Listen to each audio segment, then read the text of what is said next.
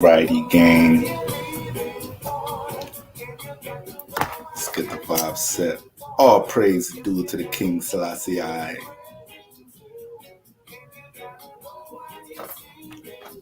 All right. Let's get the air cleansed up in the building. All right, let's dive into these full moon vibes. You heard. It's the Lucky Libra in the building.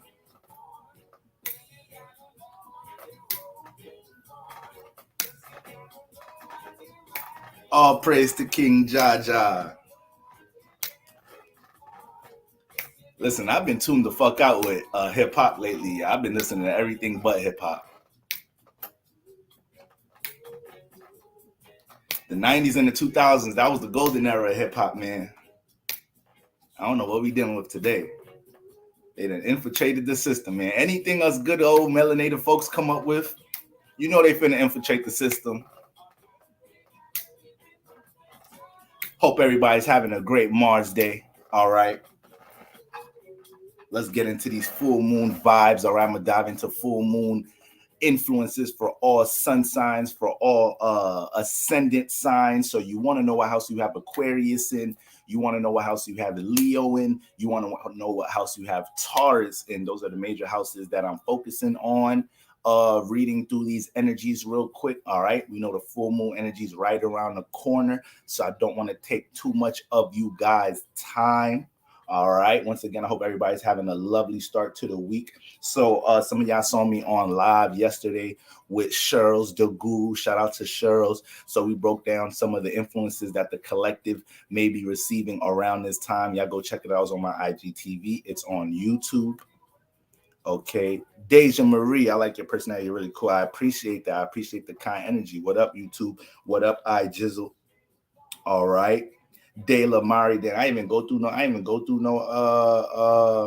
shout outs to everybody in the building. Cammy Cat, Loris, Kendi in the building, the Glow Fairy Queen, Stella, High Society, PMU, Shayna V Picks in the building, the Kai Vibes. All right, De La Marie. All right. So when we're looking at let's start from the top, just understanding the natural influences of the full moon, and then let's dive into energies for all sun signs and transiting through the houses. All right, so when we look at the full moon, guys, we know the full moon is dealing with detachment, releasing, is dealing with full illumination. So this is why we're very sensitive to things around this time, because the emotions are heightened. So our emotional awareness is at a tipping point, is at the max scale. So when it comes into the area that you have the full moon transiting, aka the house that you have Aquarius in, this is going to be the area of your life where you're going to be sensitive to a lot of emotions. This is the house that's fully illuminated. So things that you may have buried in the subconscious within this area, you know, any emotions that may have been buried in this energy, in this area, any feelings that may have been buried, these things come to the surface level around this time. So this is why we want to be aware. We want to know what house we have Aquarius in,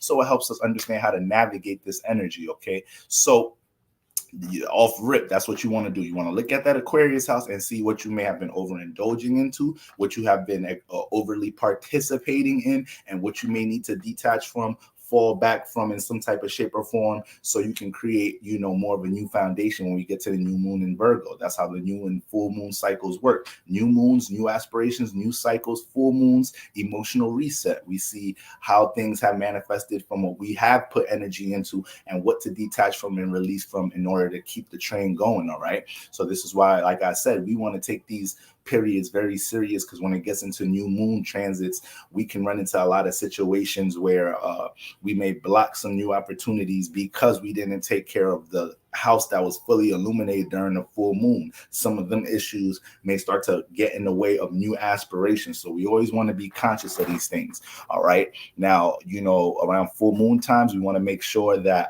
we're not diving into no impulsive energies, no erratic energies, no chaotic energies. Why? Because the emotions are very high. So we may feel like personally we need to release some energy.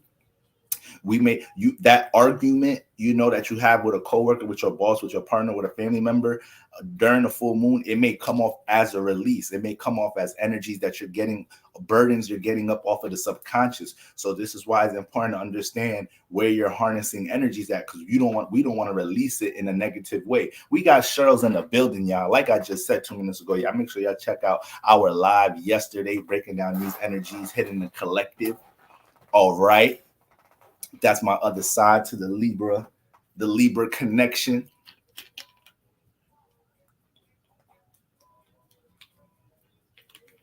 And with all that being said, this full moon has a lot of impulsive energies attached to it. Mars, Uranus. All right. Those are probably the two most impulsive planets that we have in the solar system. So them energies are going to be bringing friction to the full moon. So that's something we got to take into account when it comes into what we value, what we like, our comfort zone, career circumstances. We can be impulsive dealing with all of these things right now. All right. So that's important to keep in mind. This full moon has a lot to do with us finding the balance between connecting our creativity to the external realm. We have the sun in Leo, so it's giving us a new awareness when it comes into our creative attributes, how we express ourselves, connection to the inner child, how we have fun. A lot of y'all realizing around Leo season, damn, this 3-4 summers in a row, I don't be having fun. I don't be doing nothing. I don't be adventuring on shit. That's as a time of the year for that, or at least is a time for you to understand how much you've been diving into that fifth house energy, experiencing that fifth house energy, or neglecting it. It's an area in our life for a reason. So having fun, diving into creative endeavors, diving into things that make you feel lively, that's supposed to be a priority in your life. That's supposed to be something that's balanced into your life. So this is a lot of what we've been realizing lately. The house that you have Leo in is extremely lit up. All right. So you've been gaining a whole bunch of new awareness about that house. You've been influenced to take action with things in that house. If you have Leo in the air house, a lot of things with relationships have been on your conscious while during this Leo and Sun transit. If you have Leo in the Earth house, a lot of things dealing with building stability and foundation in life and career circumstances, that has been on the conscious. If you have Leo in a water house, you may have felt more comfortable being a bit more isolated around this time, being to your own emotions, dealing with things concerning your emotional well-being, mental well-being, your privacy, things dealing with loved ones, people you're intimately close to, your home environment, insecurities, your shadow. These are all things you've been gaining more awareness about. And a lot of people with Leo in the water houses, you guys may have manifested some situations during this Leo Sun transit to express the emotions, to get some things that are private, that are hidden, and put that into the light. That's what Leo and that Sun energy do. So just like I keep reminding y'all, whatever house that you have Leo in, you're naturally gonna be expressive of that house because it's connected to your sun sign. All right. So I have Leo. Look, I have Leo in the 7th house. All right. Now my sun is in Libra in the 9th house. But because I have Leo in the 7th house, a lot of the things I express may be ideals on relationships, especially because I'm a Libra sun, but it's going to create a natural awareness or a potential for me to gain natural awareness when it comes into relationship ideals, when it comes into my experiences and how I've conducted myself in relationships. A lot of the time when it comes into me connecting with other people in my life, I'm gonna already be painting out things, dealing with how they express themselves, things dealing with their individuality, possibly a little curious about their relationship experiences, what their relationship perspective ideals are. I'm going to be conscious about dealing with others, interacting with others, understanding that the world goes round from relationships. So these are just natural things my sun is aware of in the 7th house. I mean, with Leo in the 7th house, my sun is in a whole nother house, is in the 9th house, dealing with higher learning, education, spirituality, experiences, exploration, foreign land, foreign culture, blah, blah, blah. But I take a lot of those ideals and I attach them to relationships, aka what's the spiritual significance of relationships? What's the purpose of relationships? What's the meaning and reasoning to why I attracted this relationship or experienced this relationship circumstance in my life? So just look at that house that you have Leo in. Your sun is connected to that house. I seen a post from Wise Royalty I think I reposted it yesterday or the day before, and she said, if you're an Aries, there's 12 different types of Aries. So an Aries with the sun in Aries, or I mean, the Aries with Mars in Aries is a different Aries from an Aries that got Mars in Taurus, Mars in Pisces, Mars in another sign, because Mars is the ruler. All right. So just look at your sun sign. Just look at your sun sign. All right. Wherever the ruler of your sun sign is, that has a lot to do with how you express your energy. All right. So if you're a Taurus sun, right, but you have Venus in Cancer, you're going to be way more emotionally invested into things dealing with your value system, what you value, what you care about. You know, things dealing with your self-esteem may be on a conscious a whole lot of the times. You may definitely wear your emotions, even though Taurus deals with earth energy, practicality, thinking, structure, organization. If you have the Venus, which is the ruler of Taurus, in a water sign, then you're liable to wear the emotions on your sleeve and express the emotions more. If you're a Taurus sun and you have Venus in an air sign, then you may be more of a communicative Taurus. You may be more of a relatable Taurus. You know, Taurus already deals with cooperation and holding things together to a degree. So Taurus are huge components when it comes into, you know, building a foundation. A lot of the time, you know, Taurus is fixed earth, so it plays out like the cement to help keep the building together. But with all that being said, it's important to understand how the ruler of your sun sign affects things, and also understanding whatever house you have Leo in, which brought us to that little side topic, influences, you know. Bonnie Botanical, what up, big head? It's also important to understand how the sun the house that you have Leo in connects to your sun and your expression. You could do this with your moon, guys. So the house that you have Cancer in, you're naturally going to have an emotional connection to that house. You're naturally going to care about that house a lot. That house is going to have a lot to do with what makes you comfortable, what builds a comfort zone. You're going to be naturally responsive to that area a lot of the times. When that area is not, you know, flowing the way you want it to, that can be highly uncomfortable or frustrating for you, or bring some form of despair or distress in the moment. So that's important to understand.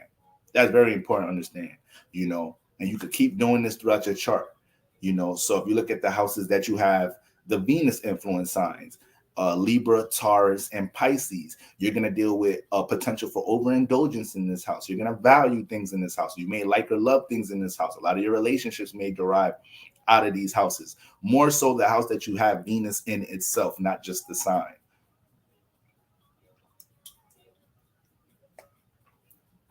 The houses you have Mars ruled signs, Aries, Scorpios. Capricorn has Mars influences. So wherever you have Aries, Scorpio, and Mars, these houses are going to be attached to your Mars sign, no matter what sign your Mars is in. So you're naturally going to be intentional, passionate about these houses. You're naturally going to deal with some individuality clashes in these houses, or experiences to develop your individuality in these houses. You know, may deal with power and control and aggressive energies in these houses. So the ruler of a planet is going to connect to any sign that rules a house in your chart. Okay. But ultimately, the house that we have Leo in, this is what we've been experiencing. We've been gaining a whole new awareness on how we express that house. The house we have Leo in, there's been the sun brings light, brings awareness. So it's been a whole bunch of new things we've been coming into awareness in when it comes into the house. And the sun also represents, you know, action. So whatever house you have the sun in your natal chart, or the sun transiting, these are always going to be areas where you're feeling the influence to be pushed to take action on in some type of shape or form. All right. Now, the full moon is going to be harmonizing with Saturn. All right. It's going to be harmonizing with Saturn. So it's going to be conjunct Saturn in Aquarius. Going to be opposing the moon in Leo, which we know full moons oppose the sun, and it's also going to be squaring Uranus and Mars. So with the full moon conjunct Saturn and Aquarius, we know Saturn deals with order, restriction, loss, you know, reality. It could deal with like setback type of energy. So with the moon conjunct Saturn, this is going to be an opportunity for us to ground the emotions, make sense of the emotions. I know a lot of you guys have experienced major transformations and changes in your life since that full moon in Capricorn that we had. I told y'all that full moon in Capricorn, which was about a month ago, it was aligned with Pluto. It was aligned with Uranus. So I said there's a potential for a lot of drastic change into in the houses that you have Capricorn and Taurus in, and with things dealing with career and stability overall. I told y'all guys those things was going to change. So you could just look back at the last month of your life. It probably has been a lot of drastic changes and unpredictable changes. That's the thing. Whenever we deal with Uranus, Uranus is impulsive and erratic. So there's always a sense of unpredictability that comes with Uranus. So, you know, I know that house we have Taurus and has not been an easy house to deal with these past couple of weeks, especially with Mars and that Mars, Uranus, and North Node conjunction. So if you have Taurus in the air house, you've been through some relationship changes. Taurus in the earth house, you've been through some changes with how you deal with finances, make money, manage your bread in some type of shape or form. Taurus in the fire house, definitely different. Definitely experience some changes when it comes into your self-identity, self-expression, creative aspirations, and how you express yourself overall. May have had to express yourself in an extreme way to somebody recently in some type of shape or form. And then Taurus in a water house, you know, changes and transformations when it comes into the subconscious, understanding the subconscious, having to defend some individual emotions that you've had about something, making people, loved ones or people you're connected to, especially in the home environment, have to understand what you individually stand on in some type of shape or form, or having to, you know, learn how to conduct yourself in a new way when it comes into connecting your emotions to others. Yeah, the table was shaking last week at work. Taurus is my North Node. Yep. So like, yeah, that Taurus house, it ain't no game. It ain't no game. Hey, can you explain having Leo moon in the 7th house? So, you know, your heart, your moon, your emotions, your response, your emotional awareness is with relationships. So you naturally make relationships a priority because that's what makes you feel comfortable. Sometimes it could be your friend that did you wrong, or your partner did you wrong. And, you know, you can be more, you can naturally be inclined to see what you can do to heal or patch up that wound or that situation when somebody else need to take responsibility for that in your relationships. So you need to make sure you have that balance there with how you give and nurture others in your relationships when you got the moon in the 7th house, and you have to be careful how you put others before you when you have the moon in the 7th house, because sometimes that's what's going to make you feel comfortable. You got the moon in the 7th house, making sure your partner or somebody else is emotionally stable is what makes you stable a lot of the times. So that's great for bringing, you know, some foundation to the relationships and developing a connection. But when it comes into your first house, your personal aspirations and goals, you got to make sure that you're not unbalanced in that way to the point you neglect all your personal aspirations and goals because you have the moon in the 7th house and you're constantly reacting to relationships, to others, wanting to do things with others, especially with Leo in there. So a lot of times you may feel like you need to highlight your emotions or how you feel to others a lot of the time. You're naturally going to create opportunities to connect with others in a collaborative sense, and you can attract a lot of expressive ass individuals, single-minded, egotistical partners with Leo in the 7th house. I got Leo in the 7th house too, but you got the moon in there. So motherfuckers will be in their emotions in that house about how they personally see things. But yeah, that's Leo in the 7th house with the moon in there. And that may have resonated with everybody else that got the moon or Cancer like influences in the 7th house. Stone Cold Sagittarius. So I see you. Matter of fact, somebody told me to bring the mic out. Hold on, let me bring the mic out, y'all. We gotta bring the mic back out. What's going on, YouTube, IG? What's going on? It's the Lucky Libra in the building, man. Let's get into these full moon vibrations. All right, I'm gonna end up getting me a little late night Kiss FM R&B late night show or something.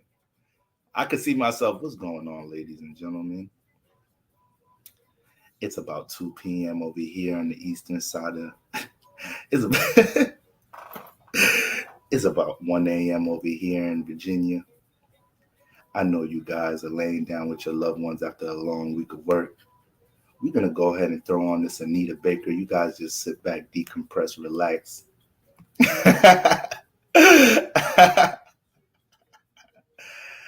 It's the Lucky Libras Kiss FM. I'll see you guys after the next track. All right. We're going to be taking call-ins. I might have to get the little hotline, the little R&B platform. All right, guys. That was Anita Baker. Y'all go ahead and hit the call lines and tell me what you'd like to request for your loved ones. We got some Michael Jackson. We got some R. Kelly. We got some Sade on the upcoming track list. Make sure you visit www.kissfm and send your request in, family. I know it's been a long work week. You up there cuddled up with your loved ones. Shout outs to all the divine trusted relationships out there. Everybody listening to the station with their loved one right now. Tap in. DJ Border Lucky Libra. Now you gotta draw out the words a little bit more. It's spot on. You gotta hold the words. You gotta drag it. What's going on, y'all? You gotta act like you can't. Like somebody got a gun to your head and they telling you, nigga, slow that shit up. You talking too fast. Like, all right, guys. It's the Lucky Libra. Welcome to Kiss FM. Can't be rushing shit. When you get into intimacy and connecting, you can't be rushing. You gotta take your time, baby. All right, shit. Just threw on that 12 page. Just threw on that foreplay bar. Kelly, come over here, girl. Come over here and you feel me? Decompress. It's a full moon week. You're doing too much, baby. All right, relax. So, anyways, guys. But yeah, you do want to take that advice. It's a full moon week. So everybody sit y'all asses down. Sit down. The moment you get up, the full moon weeks be having you wanting to get up and do some impulsive shit. Like as soon as you just 2, 3 a.m., you just sleeping next to your partner, you just wake up, start thinking about some shit in the past. Because you know the moon deal with the past. You just wake up, look at your partner and be like, you know, this motherfucker, I haven't caught this motherfucker cheating in the last 6 to 8 months, but that shit last year in November really, it shit still fuck with me a little bit. So shit just be coming up from the past when we in a full moon week and shit, y'all. So y'all just got to make sure y'all hold it down. Don't be putting your partner through too much. Don't be putting your loved ones through too much. And then you got to understand it, with more awareness comes with more responsibility. So y'all know it's a full moon week. So when your partners or loved ones, co-workers or whatnot are expressing themselves in a way where they got to get something off of their chest in some type of shape or form, or it look like they're expressing some pent up energies, you kind of got to let motherfuckers do their thing. You gotta let a motherfucker do their thing a little bit. It's like, yo, it's a full moon week. I know motherfuckers is getting their pent up energies out the way, this and the third. Just think about that. Just think about the times you may have had a big argument, a big fight, or a big transformation take place during a full moon transit. It was most likely because something that was pent up was within you. It ended up being expressed and released in an extreme way. So this is why we want to make sure we understand what's going on, so we don't manifest that, especially with a full moon squaring Mars and Uranus. So there will be intensity. There is potential for volatile energies, transformative energies. So impulsive actions can lead to all type of changes and unpredictable shit happen that your ass ain't see. One little argument has the potential to manifest into something that big. So that's why you got to chillax during this week. You end up saying shit to somebody you don't really mean, expressing yourself in an out of character way. All right, very important. Okay, so for one, we got the moon once again conjunct Saturn, so it helps us to bring some, reality, some stability to the emotions.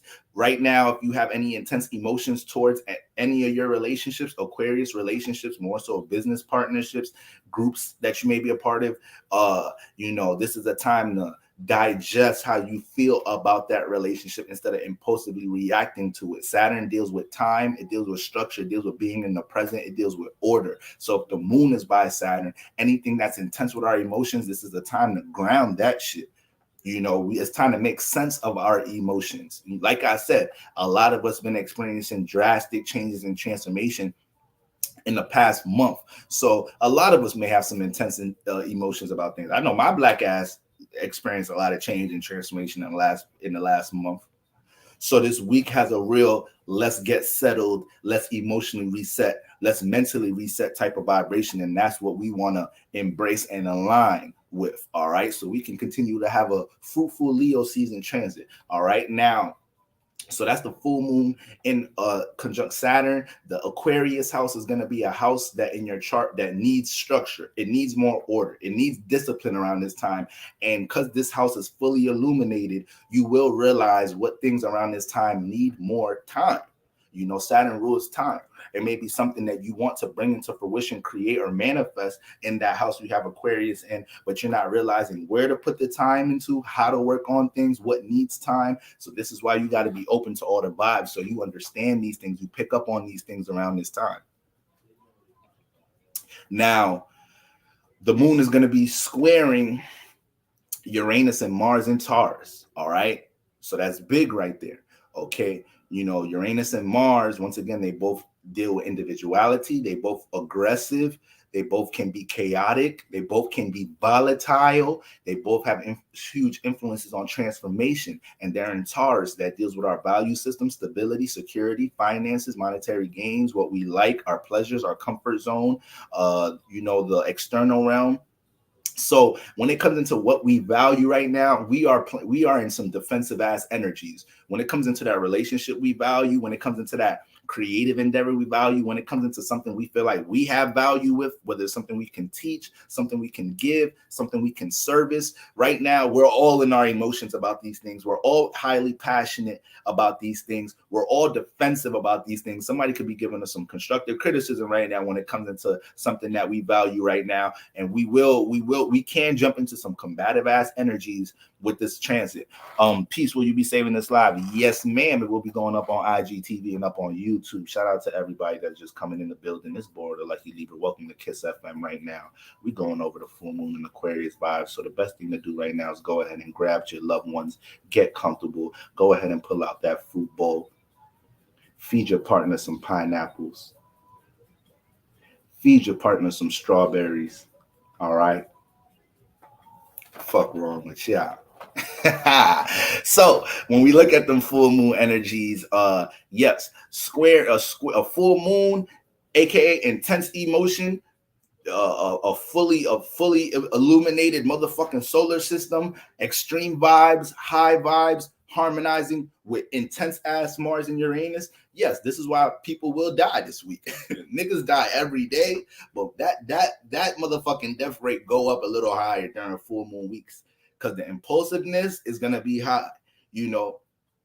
People get into abusive situations, physical altercations for no reason. I ain't gonna say for no reason, but over things that could have been settled and handled more appropriately. Yes, that potential is very high this week.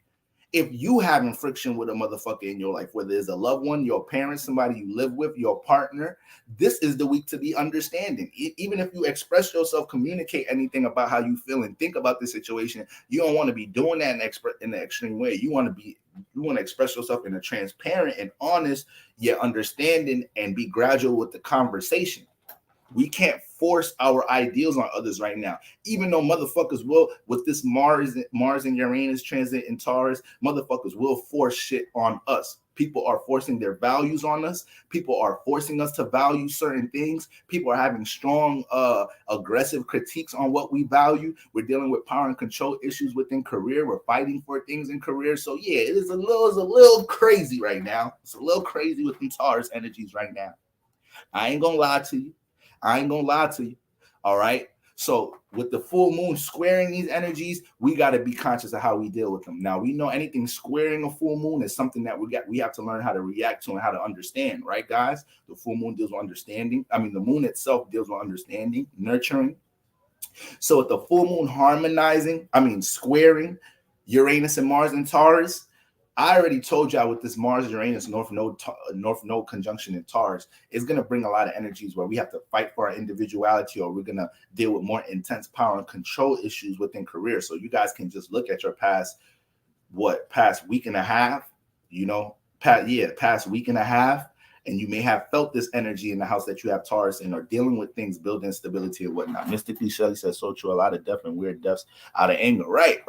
Right. We got to stay out that chaotic nonsense during this full moon week. So with full moon squaring Mars and Uranus, we may have to react and respond towards things dealing with defending our individuality, defending what we value, expressing things that deal with our value system, communicating it, because the moon is coming from Aquarius, dealing with communication. So we may have to embrace communicating what we individually stand for, what we value. And Mars in Taurus is about being intentional with how we deal with our values. So before this transit, when Mars got into Taurus, a lot of y'all may have found a new motivation for displaying something that you value, for a business endeavor, for a new habit, dealing with money management, dealing with your finances, because Mars brings the intention and the willpower to take care of them things. It's just that we can be real impatient with those things.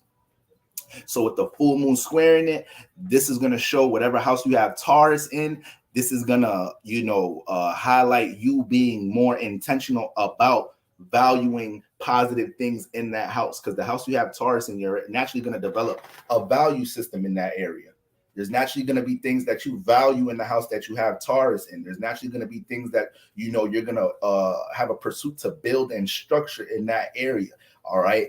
So the full moon squaring Mars is all about being more intentional with that. So you guys may feel a burst of willpower and motivation around this time. We just need to make sure we're putting that in the right pocket to positively produce things amongst our value system, or work on things that we value in a positive, efficient way, instead of just jumping into an extreme energy and feeling like we can do things overnight. Ain't shit overnight right now.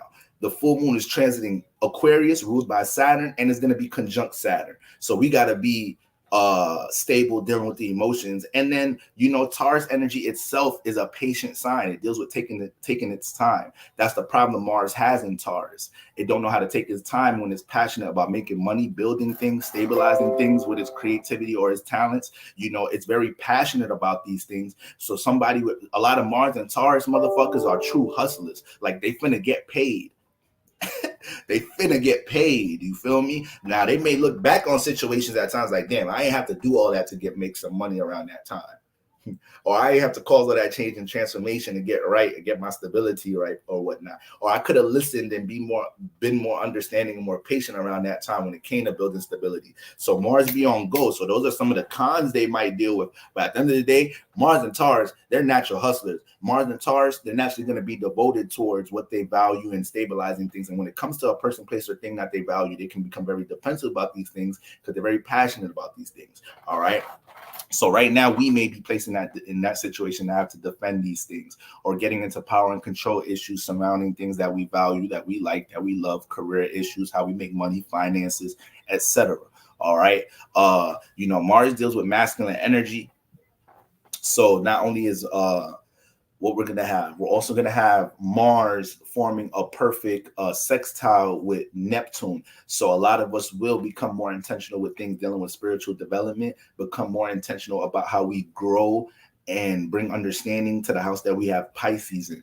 All right. So the Pisces house is going to be pretty much a little active during this full moon. The fact that Mars is now harmonizing with Neptune. Now, that's another thing about this transit. You know, there's a lot of impulsive energies in the mix, but then Pisces, motherfucking, you know, Neptune and Pisces deals with creative expansion, creative awareness, spiritual awareness. It deals with being sensitive to the subconscious of others. It deals with us being more, you know, embracing our dreams and our fantasies and the things that we see potential within ourselves, and dealing with, you know, cultivating our belief systems and our forms of spirituality. But with Mars hitting it, Mars brings a sense of intensity to everything. So with Mars harmonizing with Neptune, this is what's going to be the energy that's going to actually make us, you know, jump into some impulsive actions during this week. So the positive of Mars harmonizing with Neptune is us being more intentional and being more passionate about things that bring spiritual development, whether it's your detachment from certain relationships, whether it's adding certain things into your schedule and routine, whether it's your form of meditation, whether it's your certain spiritual practices, taking better care of yourself, understanding what affects the emotions and your mental state, you know, anything dealing with personal and spiritual development, Mars sextile Neptune is all for it. And it's going to add a new sense of motivation towards spiritual development and how we embrace our creative essence. Neptune has a whole lot to do with creative essence. When you're looking for creative influence in your chart, the house that you have Neptune, you're naturally playing with your creativity in that area a lot of the time. Okay. Neptune and Earth houses, you naturally be playing with your creativity in the workplace.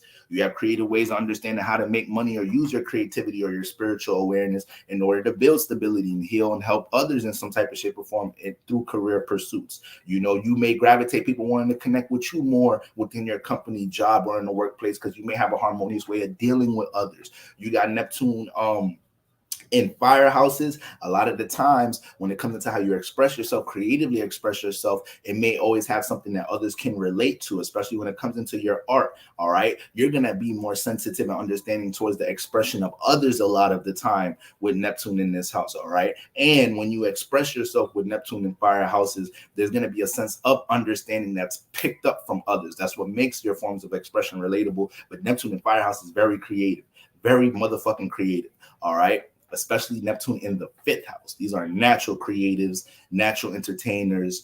depending on what's hitting your 5th house or what's hitting Neptune is maybe going to deal with certain trials and tribulations you go through dealing with creating, expressing your creativity. But Neptune in the 5th house lives to put their creativity on the stage. All right. Neptune in air houses. You're going to have a natural sense of compassion when it comes into connecting with others, relating to others. All right. You can have a big heart when it comes into your relationships. You got to be careful with that. You got to make sure you have some boundaries with Neptune up in them air houses, because you could give a whole lot in your relationships and you could be in la la land a whole lot in your relationships. So you may attract people that play on, your pleasures, people that understand you have certain fantasies to do things. They could sell you a dream with Neptune in the air houses. Motherfuckers will sell you a dream with Neptune in the air. I'm like, yeah, I want to get married. I want to have 5 kids, this, that, and the third. Yep. Yeah, I'm looking for long-term commitment right now. That's definitely, I'm in a stage where I want to settle in my life, this, that, and the third. As soon as y'all have sex, the motherfucker out of here. Neptune in the air houses. Motherfucker be living some dreams in the relationships or dealing with some unstable motherfuckers. Not unstable, but motherfuckers that don't got no backbone, no stability, you can't trust their word like that with Neptune in the air houses, because Neptune adds a sense of blurriness, delusion, fantasy, things you dream of. So your imagination is going to be extremely stimulated in the house you have Neptune in. But if you got Neptune in the air houses, you need to be aware of that shit. You need to be aware of experiencing that in your relationships, especially like Neptune's in the 7th and 11th house. When it comes into your business partnerships, you need to know what's going on, what's in the contract. You need to be fully realistic about what you guys are building, what's in the contract. You can't float with that shit with Neptune in the air houses. People will take advantage of that. All right. But your compassion, your sensitive field dealing with others, that alone opens up a lot of opportunities with Neptune in the air houses. All right. And Neptune also deals with wisdom. So you're going to be able to learn a lot from other people's relationship experiences, including your own, to develop more relationship standards and how you conduct yourself and your personal conduct within relationships. And then what? Neptune in the earth houses, the air houses, the water houses. Where Neptune in the water house is at, 4th, 8th, and 12th house, which are intuitive head asses, which I Miss Cleo read any energy, pick up on every. Neptune brings sensitivity to where it's at, right? And it deals with connecting and understanding the subconscious of others in the collective. So you got Neptune in the 4th house, whether if you got Neptune in the 4th house, you're gonna be real sensitive to emotions in the home environment and the relationship with your family. You could have a turbulent ass relationship with your parents. Neptune in the 4th house will find themselves trying to patch up the wounds and heal that relationship their whole life. They could give off a real selfless, sacrificial energy in that house. Very big hearts. Neptune, whenever I see Neptune in the 4th house, that's the main thing I need to emphasize there. Y'all can't be having no boundaries with the emotions, because y'all can have some big ass hearts, and when y'all do things for others and then y'all find out that's not reciprocated, people, you can't depend on somebody in the same way. That could really hurt a whole lot. Neptune in the 4th, that could hurt a whole lot. Neptune in the 4th house. Neptune in the 8th and the 12th house in the water houses, you're gonna have things dealing with the subconscious on your subconscious a lot of the time. So things dealing with healing, things dealing with your emotional well-being, things dealing with understanding what affects your emotions. Neptune is going to build theories and philosophies about these things here. All right. You have to be realistic when it deals with connecting with others on an intimate level with Neptune in the 4th house. Once again, got to have boundaries here. All right. Neptune in the 8th house, these are some spiritual motherfuckers. These people can't get enough of learning about the occult, learning about spirituality, understanding their shadow, understanding things with magic. Neptune can't get enough of that in the 8th house. May have some dark dreams from time to time, may daydream about some dark shit, or have some dark ass sexual fantasies. That might be there, but other than that, they finna teach you about astrology. They finna teach you about some numerology. They finna help you out with a money ritual right quick. You best believe that. All right. And then Neptune in the 12th house, where it loves to be. Shout out to everybody. Neptune in the 12th house, gang. Y'all already know what it is, man. Throw your ends up. Throw your big end up, gang. You feel me? Neptune in the 12th, gang. Y'all already know this alignment brings a lot of spiritual inclination. Neptune's home in the 12th house. So it's going to be easier for this person to digest concepts about life after death, the subconscious, the astral realm, understanding you're just a spirit in a body, experiencing. These are concepts that's easy for Neptune in 12th house to align with. These are the motherfuckers, Neptune in 12th house. You know, we was questioning is heaven and hell real at a young age and shit. Like, that's us. Like, where was we at before we born? I wasn't that, you know, where do I go after I die? Like, so this will start to develop the beliefs here.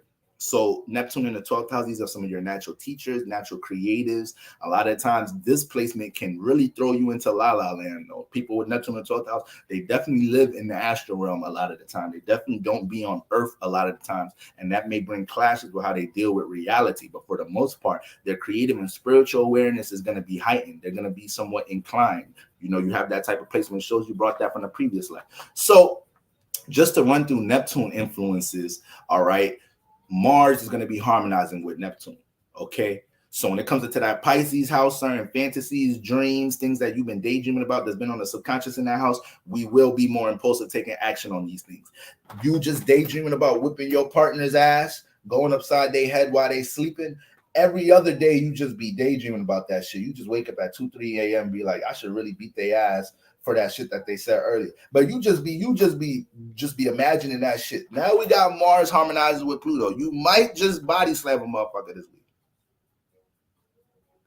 You might actually become more intentional, more impulsive about things that you fantasize about or things in your imagination. So don't trust it just because it's glitter and gold this week. All right? Be careful. We cannot jump into extreme ways with how we deal with the emotions or how we bring resolve from past situations that happened earlier in the year, last year, into our relationships now and shit. You know, Mars you're gonna see a lot of motherfuckers make split decisions that, you know, cause long-term consequences around this week. Not just because it's a full moon week, because of that Mars energy motivating us to just dive into our fantasies, dive into our imagination, dive into our perceptions of things. All right. So that can have us being very active in la la land, which ends up creating a lot of transformation in reality. All right, y'all. So that's Mars harmonizing with Mars squaring Uranus and Taurus. That Taurus, that house that you have Taurus in, is very important to peep game with during this transit. And is that it? Yep. That's it for the most part. So let's get into some influences right quick. Let me make sure I'm writing the times down. Okay.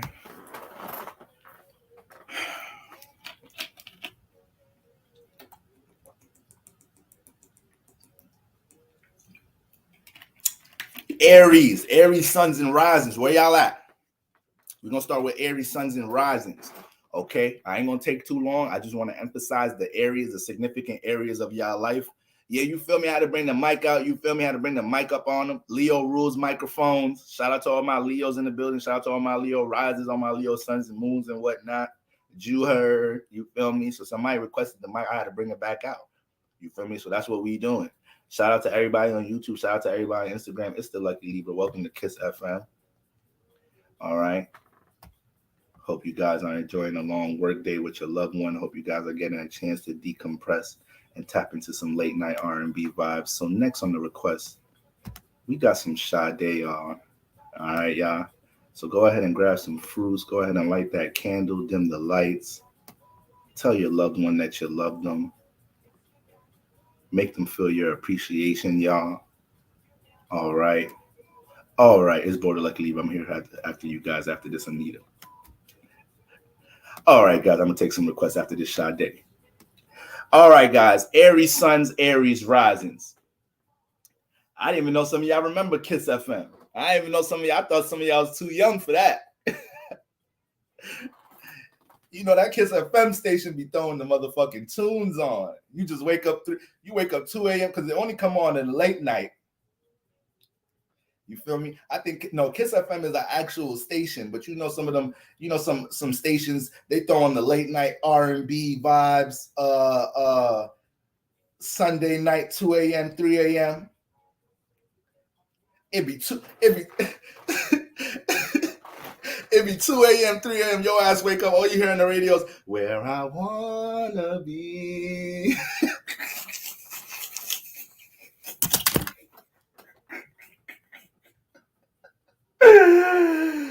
Hey, yo. I don't want to know. You just hear this nigga Darnell singing on your shit 2 a.m., 3 a.m. Like, damn, I ain't know I had my shit on Kiss FM. Shit, I'm lonely like a motherfucker right now. Let me change the motherfucking station. Ain't nobody trying to listen to all this intimate shit right now. All I got is a motherfucking body pillow next to me. Wake up at 3 a.m. This nigga in the kitchen talking about, I don't want to know if you keep it on the look. Get your heartbroken ass the fuck up off my radio. I've been single and happy for 8 months now. You ain't gonna fuck that shit up, Donnell. Where I wanna be.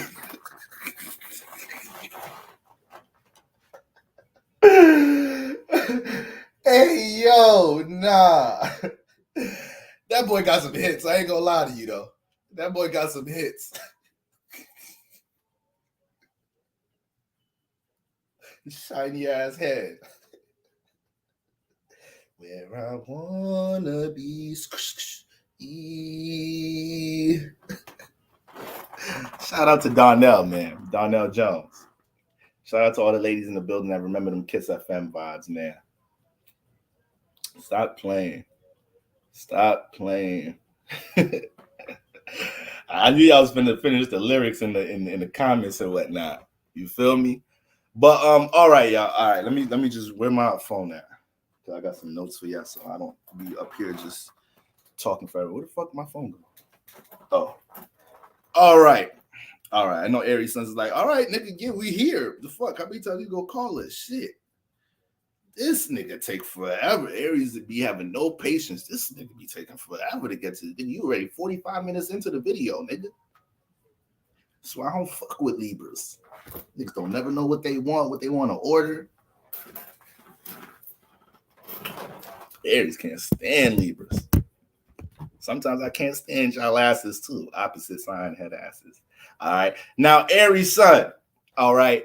Aries Sun, Aries rising. Full moon is transiting the 11th house. All right. So right now, when it comes into your 11th house, the house of relationships, the house of associates, the house of community partnerships, business partnerships, the house of the external realm, how you connect to people you don't know, social media, technology, the spiritually inclined house, dealing with spirituality, astrology, abstract thinking, UFOs, aliens, all type of other shit. Right? We throw all that unknown shit into the 11th house. All that shit we don't really know about, but we know it exists.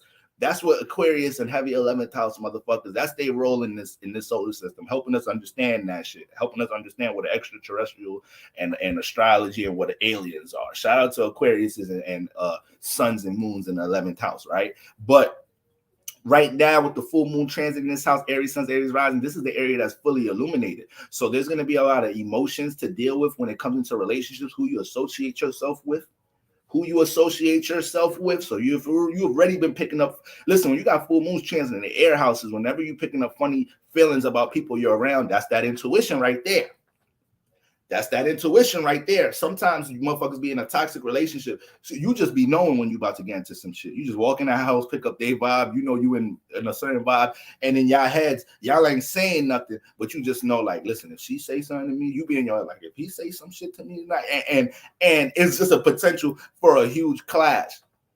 So sometimes in our relationships, we feel that energy, we feel that tension. Okay, so right now, Aries Suns and Rises, y'all may be feeling some tension about somebody you doing business with, somebody you associating yourself with, a friend of another, a friend that's been around because it's a friend of your friend.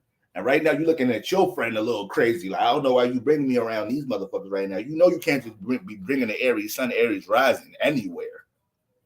You know they got to know everybody that's going to be there.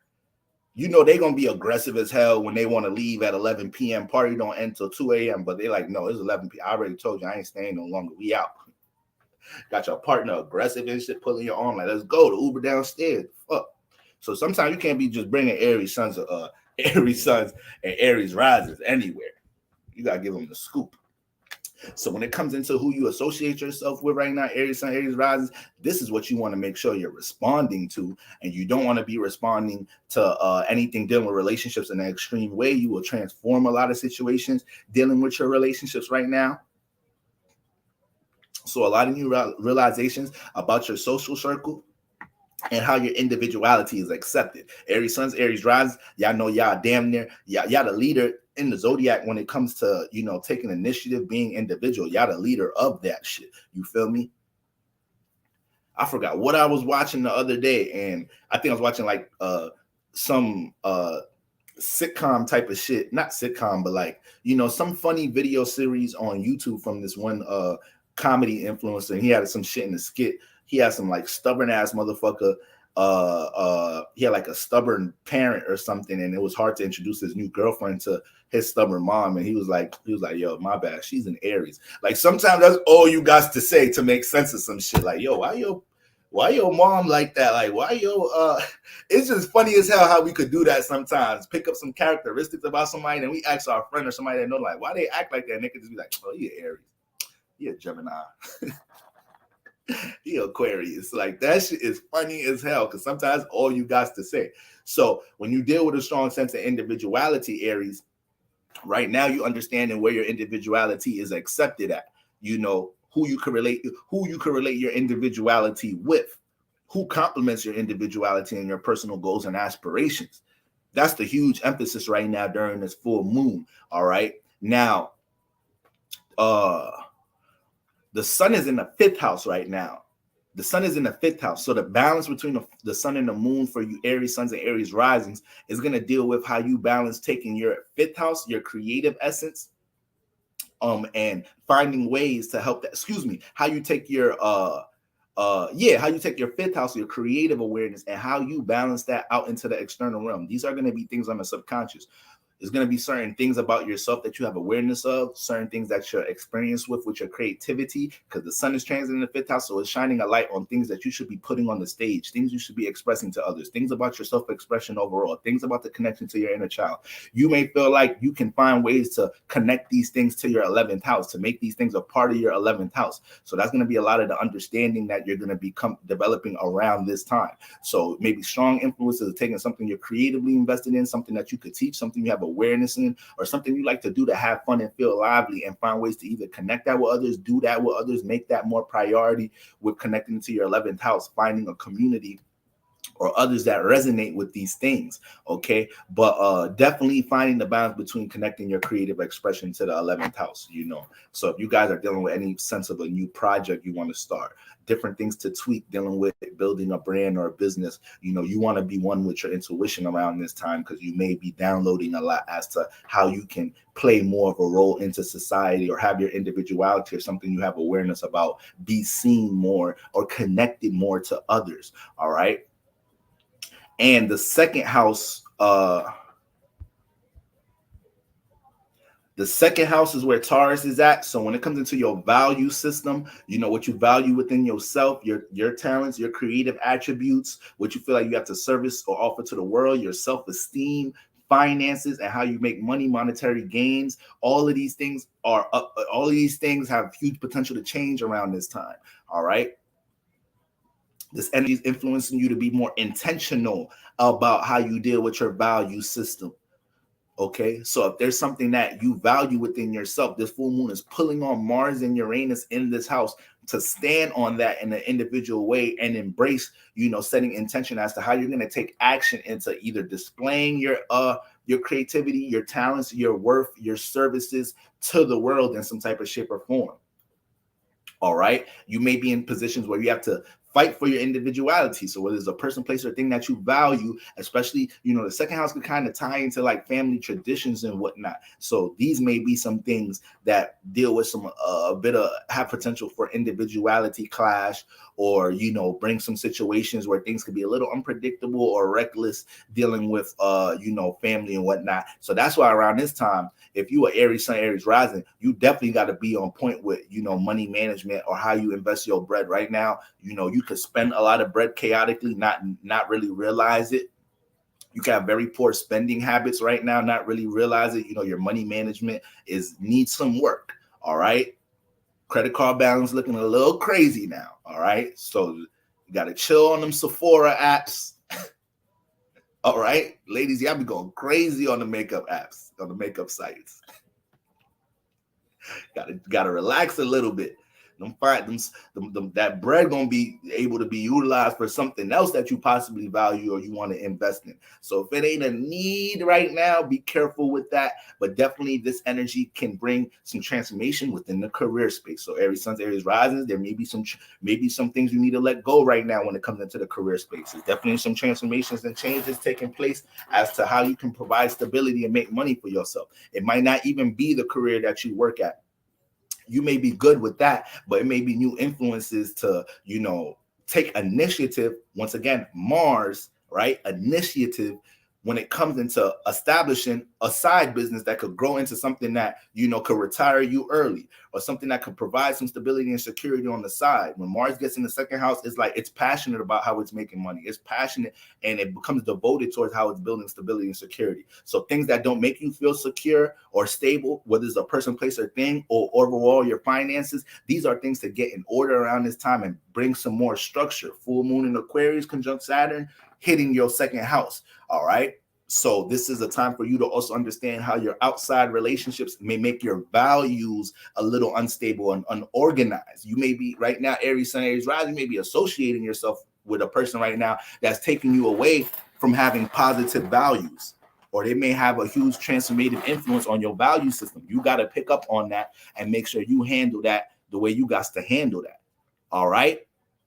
So that's my Aries Suns, Aries Risings in the building. My Aries cousins stay spending unnecessarily at Sephora. For ladies, y'all be going Sephora crazy. All right. Taurus Suns, Taurus Risings in the building. Where my Taurus Suns, Taurus Risings at? All right. So for Taurus, what we got? So we got Aquarius, the full moon transiting the 10th house. All right, so shout out to my Taurus Suns, Taurus Rising. This full moon has a huge influence on career pursuits and how you build a foundation in this lifetime. Now, the 10th house deal with popularity, fame, how we're known, reputation, our social status, how we present ourselves to the world, career pursuits, how we're labeled in the world. So these are going to be the things that are fully illuminated around this time, Taurus Sun, Taurus Risings. Money, you may feel stable personally or whatnot. A lot of times y'all are the examples of stability to others. You may feel stable and whatnot, but when it comes into that 10th house, you may start to feel like there's things that you need to invest in or connect to when it comes into building a certain social status or being seen a certain way. All right. This is why the 10th house is so important when it comes into career, because that actually influences how we actually broadcast that business or that brand, or how others may label us through what we do in career, or how we can rise to a status, rise to a certain sense of popularity or fame or notoriety in our industry, in our business, or what we're trying to brand. So when you have a full moon transiting in this house, past ideas that you didn't invest in, they're going to come back up. You have Aquarius here. So you're always going to manifest situations where you got to deal with some collaborative efforts, networking, and dealing with other people in career, Taurus Rising. So the full moon is going to put you into situations where you may not have embraced networking and dealing with others in the past. It may be, new things coming to the surface as to certain resources and contacts and people you can network and relate what you're building and structuring things with. All right. You also got Aquarius in here. So when it comes into your social status and how you're broadcasting to the world, it's always a little different, a little unique, real individual in some type of shape or form. Even when you're in the workplace, you may do things in a real individual way. So I definitely see a lot of, energies supporting you guys becoming more stable in this house. Once again, moon conjunct sun in the 10th house. So you're more emotionally invested in getting stable within career. This can provide a lot of situations here for you to be to gain some clarity as to what is affecting your ability to, transcend in career, or what's holding you back, keeping you content in career right now. All right. Now we also have the sun is in the 4th house. Okay, so when it comes into your emotional well-being, your emotional awareness, your mental health, when it comes into situations in a family and home environment, all of these things have been highlighted lately. Taurus Sun, Taurus Rising, you may have had some transformation taking place with loved ones, Well, this is the sun in the fourth house. So it may just been new awareness that you have developed about loved ones or the relationship with your parents or things about your private space and what makes you feel more comfortable. So you want to take note to these things around this time and don't let these things go in one ear and out the other. Don't pick up an understanding about what affects the emotions and not damn, I'm supposed to be making timestamps. Don't pick up feelings and emotions or awareness about what affects your private state, your comfort zone, and then not, keep that understanding as the sun transits out your fourth house. So maybe a lot of new changes in the home in some type of shape or form. And you guys are definitely being this Leo season being influenced to express the emotions some more. You got Leo in the fourth house. So a lot of the times you may place the emotions your emotions is going to be connected to how you express yourself in some type of shape or form. So you put a lot of emotion behind your expressions of joy, your expressions of sadness. There's going to be a lot of that energy is going to be, expressed when you do express yourself. But because it's Leo here, sometimes your expression can be hidden. It can be private. You can try to keep emotions to yourself a lot of the time. All right. So a lot of that does depend on where your sun is actually where this is Taurus to Taurus rising. So if you're a Taurus rising, a lot of that depends on where your sun is at. But with all of that being said, this is you finding the balance between the home state, your comfort zone, and you being able to be comfortable working towards what you're building in career. Fourth house deals with your comfort zone, 10th house deals with building stability. So when you have this type of alignment, you're understanding things about your emotional well-being in order to put yourself in a healthy mental, emotional space to build the things that you're going to be, coming in contact with the full moon transit in your 10th house. All right. Whether it's you having to express some individuality in the home environment or express things that you're invested with loved ones so they can understand what you're trying to build in career. You don't want to overwhelm yourself with that. I was just talking to somebody about that the other day. It's not our responsibility to enlighten others as to what visions we have and what aspirations we have. When we get too caught up trying to get other people to see our dreams, see our visions, that's going to always have a high potential to discourage you, because when people don't see what you see, now you're questioning yourself, but you're the one that see what you see. So you can't never, place too much responsibility on yourself trying to get others to, see a path that may be only destined for you to walk. Okay. So it's a lot of this type of energy with you guys, finding that balance, that respect, that medium between the home environment, loved ones, and career pursuits. Okay. And then we got Taurus in, where's Taurus at? Oh, the first house. So you guys are going through a lot of personal changes right now, Taurus risings, going through a lot of personal changes. A lot of these changes are between the home environment and in your personal life. All right. How you personally make money or build stability, you're creating new awarenesses about these things. You may have to fight for your individuality in some type of shape or form when it comes to things that you personally value right now. You may have to be pushed into an expressive state, letting somebody else understand what you personally value, what you personally stand for right now. Relationships are going through changes. So yeah, Taurus rising, Taurus ascendant. I already know. I already know. I already know. What's going on, Soulful Connection? Shout out to YouTube. Shout out to IG.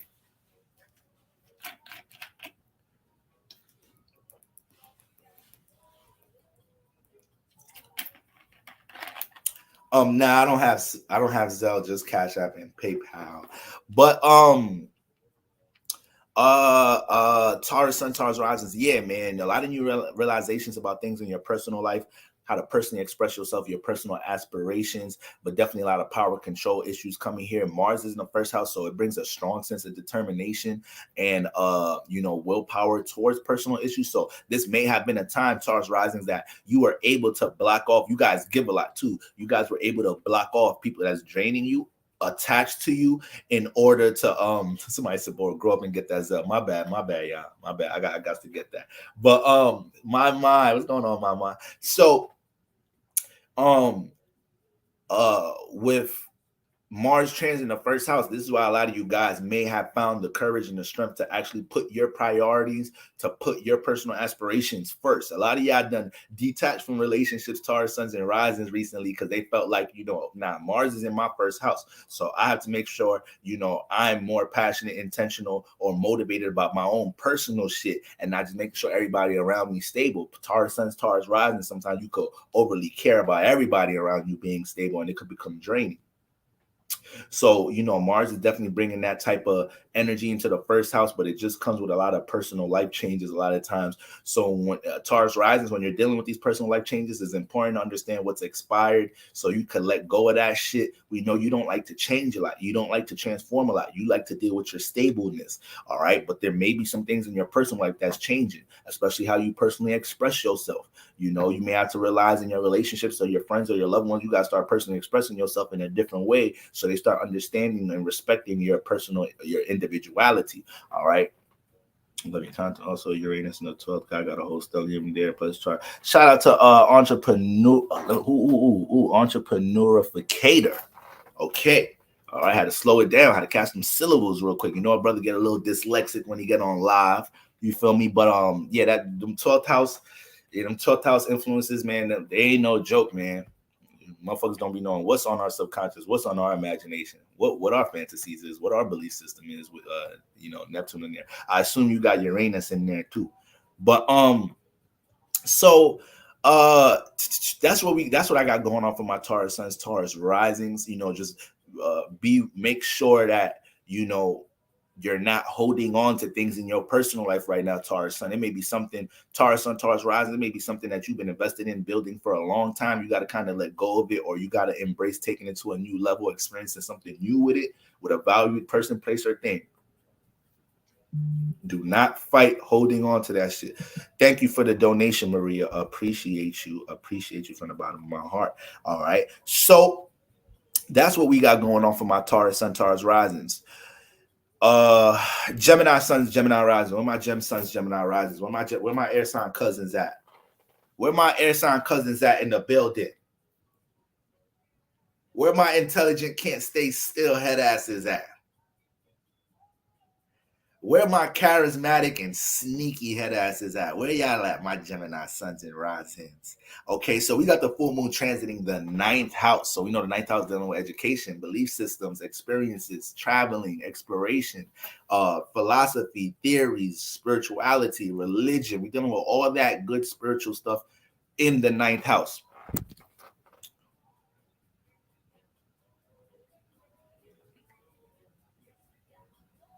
So we're dealing with all that good stuff in the 9th house, and you guys have the full moon in the 9th house. So your 9th house is fully illuminated. So when it comes into your experiences, what you have wisdom about, what you have knowledge about, things that you want to pursue knowledge of, things that you want to learn, you're learning now, things you've learned in the past. When it comes into your ability to expand and experience things, outside of your local environment, these things are all going to be fully illuminated. So this may be a time right now where you may jump into some chaotic, impulsive reaction based off of you feeling like you're restricted from experiences. You haven't been experiencing things on your bucket list, things that you feel like bring you spiritual development. You haven't been able to connect to these things, so it could bring some frustrations in these type of ways. But when it comes into what you have wisdom, experience, and knowledge about, these things are going to be fully illuminated. And because the moon is conjunct Saturn, you're going to be downloading a lot of new ways to actually use your wisdom or experience to stabilize something. You have Aquarius in the 9th house. So a lot of the times, the things you got knowledge about is some shit most people don't have knowledge about, because Aquarius has a sense of uniqueness, difference with it. All right.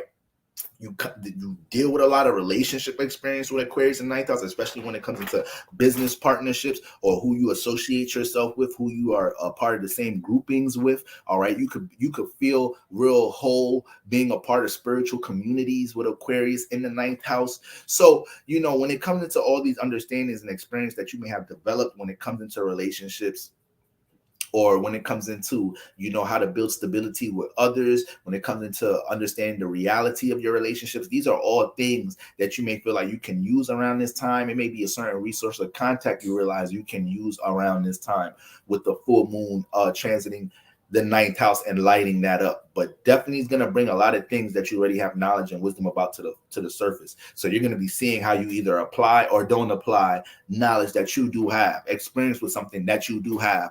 A lot of the times I'm like the counselor amongst my peers. So a lot of the time I be having to remind my bros, like, yo, bros, I know you got high goals and standards to do this, that, and the third, but how are you utilizing what you already had to get you to where you want to get? A lot of the times we may have passions and dreams to do certain things, but we may already have a natural gift.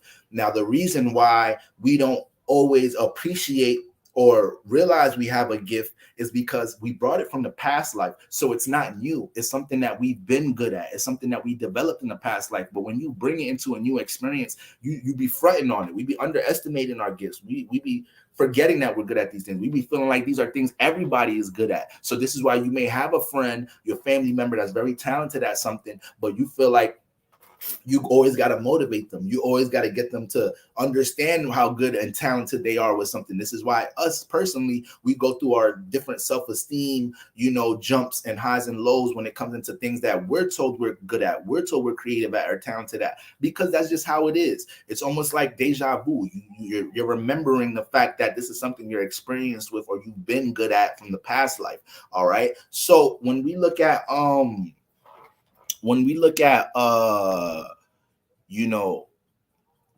energies in the ninth house, is going to be, once again, a lot of things dealing with knowledge and wisdom and experience you already have coming to the surface level, and you being able to observe if you've been applying that or not. Now we got the sun opposite in the third house. So your local environment, siblings, close friends, communication methods, your ideas, your thoughts, these things have been highlighted with the sun here. With Leo in the third house, you most likely had a fun childhood. You most likely probably got a chance to experience or indulge into things dealing with your creativity, your creative essence in your childhood. Your parents probably supported your piano lessons or your basketball after school or your beauty pageant in elementary school. Your parents probably supported that shit.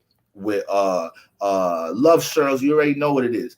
Your parents are probably you probably had that shit supported in your third house, or you probably manifested some sense of popularity or being in the center of attention, in your adolescent stages and within early education in some type of shape or form. And you're going to have a real creative, most likely charismatic way of expressing yourself. You're already Gemini in the first house, so your personality is able to adapt towards different communications. Then you got Leo in the third house, so you may have a real creative, charismatic way of actually communicating your ideas and thoughts, or communicating to others, how they can see the details to things dealing with their creative expression. So with all that being said, this is the house that's been highlighted. So it's been a period for you guys, Gemini, Suns and Rising. This Sun and Leo transit has definitely been helping you guys to understand what you already have knowledge about and how you could use that to do the things you want to do now. The third house deals with familiar knowledge. The third house deals with things you already know. The ninth house deals with things you want to journey on. You want to explore your adventures and overall the wisdom that's gained from your experiences.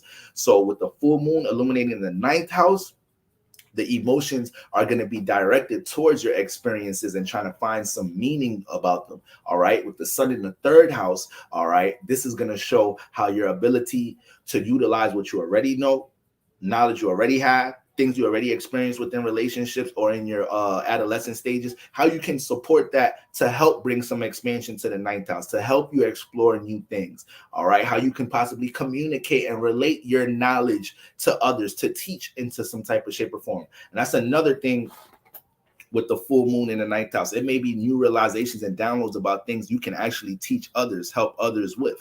All right. Aquarius be dealing with shit with like advertising, marketing, deals with like finances to a degree because it got a Saturn influence, things dealing with technology. If you got experience about with any of these things right now, you need to write a motherfucking book. You need to make a course. You need to do something. Full moon transit in the ninth house. Shit. All right. So, that's the third house area. And then we got Taurus in the 12th house for my Gemini Suns, Gemini Rising. So, it's going to bring a lot of transformation when it comes into things dealing with your belief system. Right now, your belief system can be challenged a lot of the time. You may have to individually represent and defend things dealing with your belief system. When it comes into, Mars and Uranus in that 12th house, a lot of the time when it comes into your imagination, your dreams and fantasies, you may have been in a real impulsive energy with these things lately. So you might have been a little delusional about what you think, how you think your partner feels about something, and may have expressed yourself or responded to your relationship in an extreme way, and your partner had to settle you down. Like, yo, I don't know what perception, what you've been daydreaming on, what you think I've been doing, but I've really been at work. I've been at motherfucking work. Go ahead, smell it. Smell it. God damn. You done, Yvette? You good? You gonna make them tacos now? So a lot of y'all may have been in them energies, just been real impulsive when it comes to things that you may have been daydreaming about. It could be in a positive way too, way more intentional with things dealing with your creative and spiritual aspirations, spiritual development, right? More passionate about things, bringing spiritual expansion, or how you deal with gaining knowledge, how you deal with your spiritual practices. Mars definitely may have made you more intentional there, but it also, with all the energies we're talking about with transformation, power and control issues, fighting for your individuality, a lot of that has been directed towards your belief system. A lot of that has been directed towards your creative aspirations. I hope my Gemini suns risings are fighting for their, I hope if you have a creative endeavor you're passionate about right now, you've been fighting for that shit. You've been putting energy work into that. You haven't been letting nobody opinions or critiques take you away from investing into something in your subconscious and your imagination that you fucking passionate about creating and bringing into fruition. That's something y'all may be battling right now. All right, so keep that shit in mind because it might get triggered around this week. All right, you might have to tell a motherfucker like, yo, listen, bitch, you got your own dreams.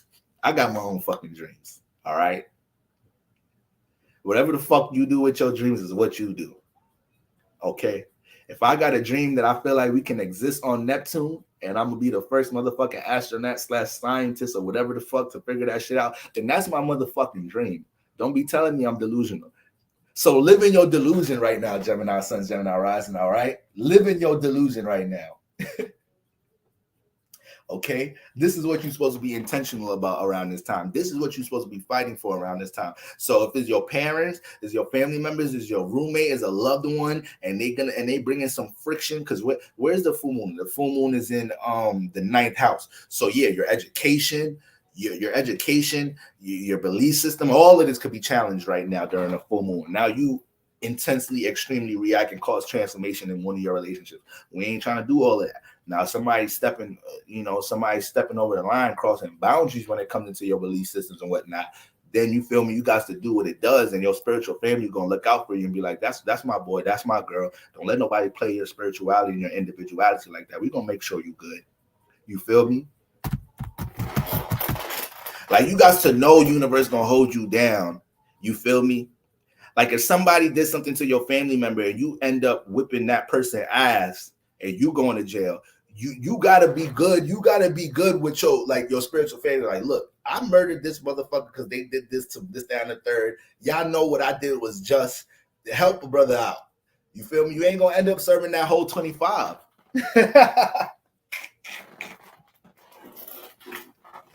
I'm telling you, you're gonna be able to kill that motherfucker, and that motherfucker violated, disrespected your mother. You feel me? And you got some motherfuckers to run up on a motherfucker, kidnap a motherfucker, beat a motherfucker ass, and then you just sent them off into the wilderness. Universe gonna hold you down. That's spiritual justice like a motherfucker. You feel me? That's a 9 for a 9 like a motherfucker. You feel me? So y'all gotta know how to take leaps of faith and then put your faith in universe. Like, listen, man, I'm doing this because I feel like this is what's gonna bring some justice into my life. This is gonna bring some order and some structure into my life. This gonna make things right. You feel me? Now, if you go and key in your partner's car and shit and burn their clothes, I ain't encourage all of that shit. Because I know some of y'all in your head right now. You right, Boro. I should light that motherfucker house on fire for cheating on me. You right. That's spiritual justice. Yeah, y'all better sit y'all pyromaniac asses down before y'all throw me in y'all statements and shit. Well, my favorite astrologer is the full moon week, so he told me to defend your individuality. He told me an eye for an eye, so I burnt the nigga shit. Don't throw me into that shit right there. I don't like courts now. Libras be police, judges, lawyers. I take the judicial system. I ain't got no energy to give that shit. I don't want to come testify for you. I don't want to be in court supporting you. I don't want to be in the jury. Just leave me out that shit. I told y'all I said sit down as a full moon week. So whatever else you just picked up about to do some impulsive shit, well, I'm gonna go back and be like, I told you it was a full moon week at the beginning. I don't know what you. I'm gonna start talking to you like them old heads. Old heads just be talking, don't ever look at you. Well, I told you don't be going around that corner doing all that stuff with them hoodlums over there now. Yeah, your mama said you was hanging with them no good hoodlums around the corner. I told you to stay away from them motherfuckers, right? They're gonna get you into some trouble. You know, you didn't work too hard to get them degrees and come back from college and get into the nonsense with them boys around the corner. Ain't up to no good. It's like, nigga, how you giving me all this wisdom? Nigga ain't even looking at me. The old heads just be giving. I told you not be messing around with them dirty ass girls. Not going ahead and using protection. Now look at you, y'all burning and hurt when you pee. Look at you. You should have known better. Your father used to be just like you. You know your father was a Rolling Stone. God bless his soul, but I could definitely see so much in him. You need to calm down and live your life and be a little bit more wise. Like, motherfucker, give me all this wisdom. Nigga ain't making no eye contact.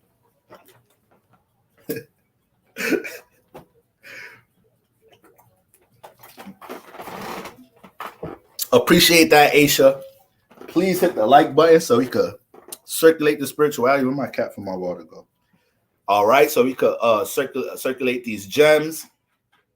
Okay, so that's what we got going on for my Taurus Suns, Taurus Risings. Okay, then we have my Cancer Sun, Cancer Risings. All right, so full moon. Shout out to all my Cancer Suns, Cancer Risings in the building. Full moon is transiting the 8th house. Full moon transit in the 8th house for all my Cancerians out there. Okay, so right now you guys are all up into shadow work. The 8th house is an intense place for the moon to travel. So when it comes to shadow work, healing the subconscious, bringing understanding to the subconscious from past experiences, more so transformations in your life, maybe a certain change or transformation you experience, you didn't really get to heal from it or bring understanding from it or gain closure from it. Well, we can find some of that with the full moon transiting the 8th house. What about Gemini? I just did Gemini. I just did Gemini Suns and Risings. So you probably just got up in here. So yeah, Cancer Sun, Cancer Risings right now is a whole bunch of shadow work, a whole bunch of awareness being downloaded when it comes into past. It's going to be a lot of downloads when it comes into past transformations that took place into your life. All right. I'm going in order, y'all. So I just finished Gemini. I'm on Cancer. And then next we're going to go into Leo, Suns and Risings. All right. You know, the 8th house, the full moon brings nurture and understanding. So it's going to be a little heavy with the emotions for you guys. Whenever you have a full moon transiting the 8th house, it gets a little heavy because it pulls a lot of things that's in the dark. It pulls a lot of things that's hidden, that's buried within us. And it makes us have to connect to these things in order to bring understanding. So it may be a lot of situations you guys need to learn to let go. Cancer Suns and Cancer Rising around this time. Cancer said I'm blocking everybody. It might be a good idea, Cancer Sun, Cancer Rise, because we know you be connected. You're attached. Right now, this is the time to actually learn how to let go from things that you've been attached to. It may be some confirmations about that. So you might feel like you need a closure from an ex around this week, and then when you start having conversations from the ex, they start saying shit that just start reminding you why y'all not together. You like, you know what? I don't believe this motherfucking closed. The door closed. I don't even know why I thought I needed this shit, you know.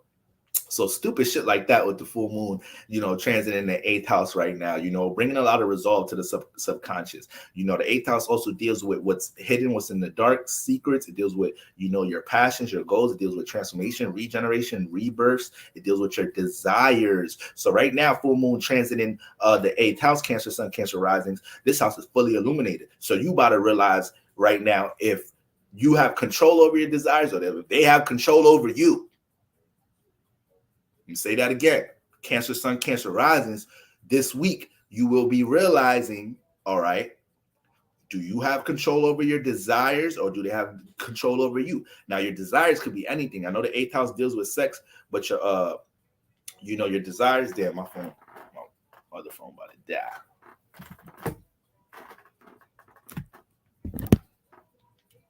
So, it may be a lot of situations. It may be a lot of situations here where the full moon is going to be able to nurture your ability to take things from the dark and put it into the light or raise it up to a higher space so it's not so heavy on your subconscious. You know, if you have understanding about a certain trauma, then you're gonna naturally bring more resolve into dealing with it. You know, awareness is everything. You can't heal something you don't have no awareness about. So you guys are gonna be able to acknowledge what needs the healing what needs to come out the dark right now. Full moon's transit in the 8th house need to be careful about how they express themselves. Right now, you guys could feel like you need to express a lot of emotion or get some pent-up energy, some pent-up emotions, and release them shits in some type of shape or form right now. And you can do that in an extreme way with the full moon transit in the 8th house, especially when it comes to relationships, business partnerships, who you associate yourself. A lot of you probably gonna want to really tell somebody that you're associated with about themselves right now. So you got to be careful how you do that when you do that. All right. Things dealing with joint finances, any finances involved with other individuals, you're going to be a bit more attentive to these things, but yeah, definitely when it comes into your desires and your passions, the full moon is going to stimulate these things transiting this house. So, this is a time to embrace these things. But remember, it's going to be with Saturn. So bringing some more reality, more structure, more stability towards how you utilize your passions, how you build structure or discipline amongst your desires. So what you need to detach from, in the name of a desire, that's going to be very important here as well, So if you're trying to build a certain schedule or routine to work on something every day, but you're overindulging into this other desire of yours, that's going to be acknowledged. You're going to pick up on that. Or in the act of overindulging into whatever it is that's taken away from what you're trying to build, you're going to create a little catastrophic moment, maybe, All right. So the sun is opposite in the sun is opposite in the 2nd house. So this whole Leo season, Cancer Sun, Cancer risings, your creative abilities, your talents, things about your expression, all these, what you feel like you're good at, all these things have been highlighted, So a lot of y'all feel like this Leo season, like, damn, I don't be putting in enough action or energy work into the things I feel like I'm talented with. The sun in the 2nd house gonna make you see that. All right. The sun in the 2nd house is going to reaffirm the things that you're good at and talented with, whether it's through your own self-observation, through conversation, through somebody telling you that, through you demonstrating something and getting a certain result back. It's going to bring that awareness in some type of shape or form, and also awareness to be more action oriented when it comes to putting things in order and structuring things with finances as well. All right. But Leo in the 2nd house, Cancer risings, y'all are very talented. And a lot of times, Leo in the 2nd house, you naturally feel like you need to have your talents and what you're good at being seen. Okay, you almost have a eternal light passion for that here. So the sun may have been playing out as a motivator into taking action on these things. Okay, so that's an important indicator there. Finding the balance between how you actually see how your desires or your ability to not be able to control your desires actually affect how you express your talents and what you value. Once again, your value system is under the scope right now with the sun transiting the 2nd house. So finances and what you value, whether it's a person, place, or thing, and your self-esteem, that's all been in your awareness. So it may have been people expressing to you, or you manifesting situations with the sun transiting your 2nd house where you're realizing, you don't have as much of a sense of self-worth as you should. Whether somebody taking advantage of you, whether you have multiple people telling you around this time that you're good at something, you're talented at something, or you need to build something, you need to use something that you already have, and you're questioning yourself, the sun will place you in those situations to make you have to deal with your value system. All right.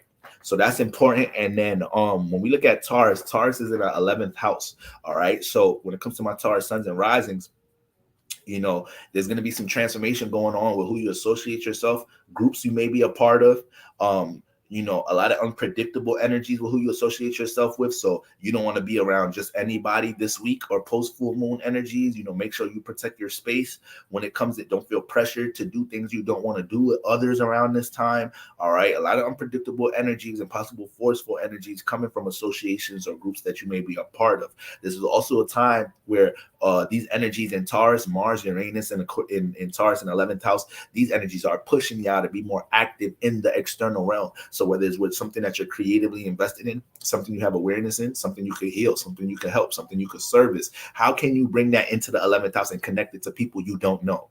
How can you become more intentional about connecting your value to the external realm? Taurus is in the 11th house. So you're going to naturally have a value for dealing with the external realm, interacting with others, dealing with others you don't know, and things dealing with spirituality and technology.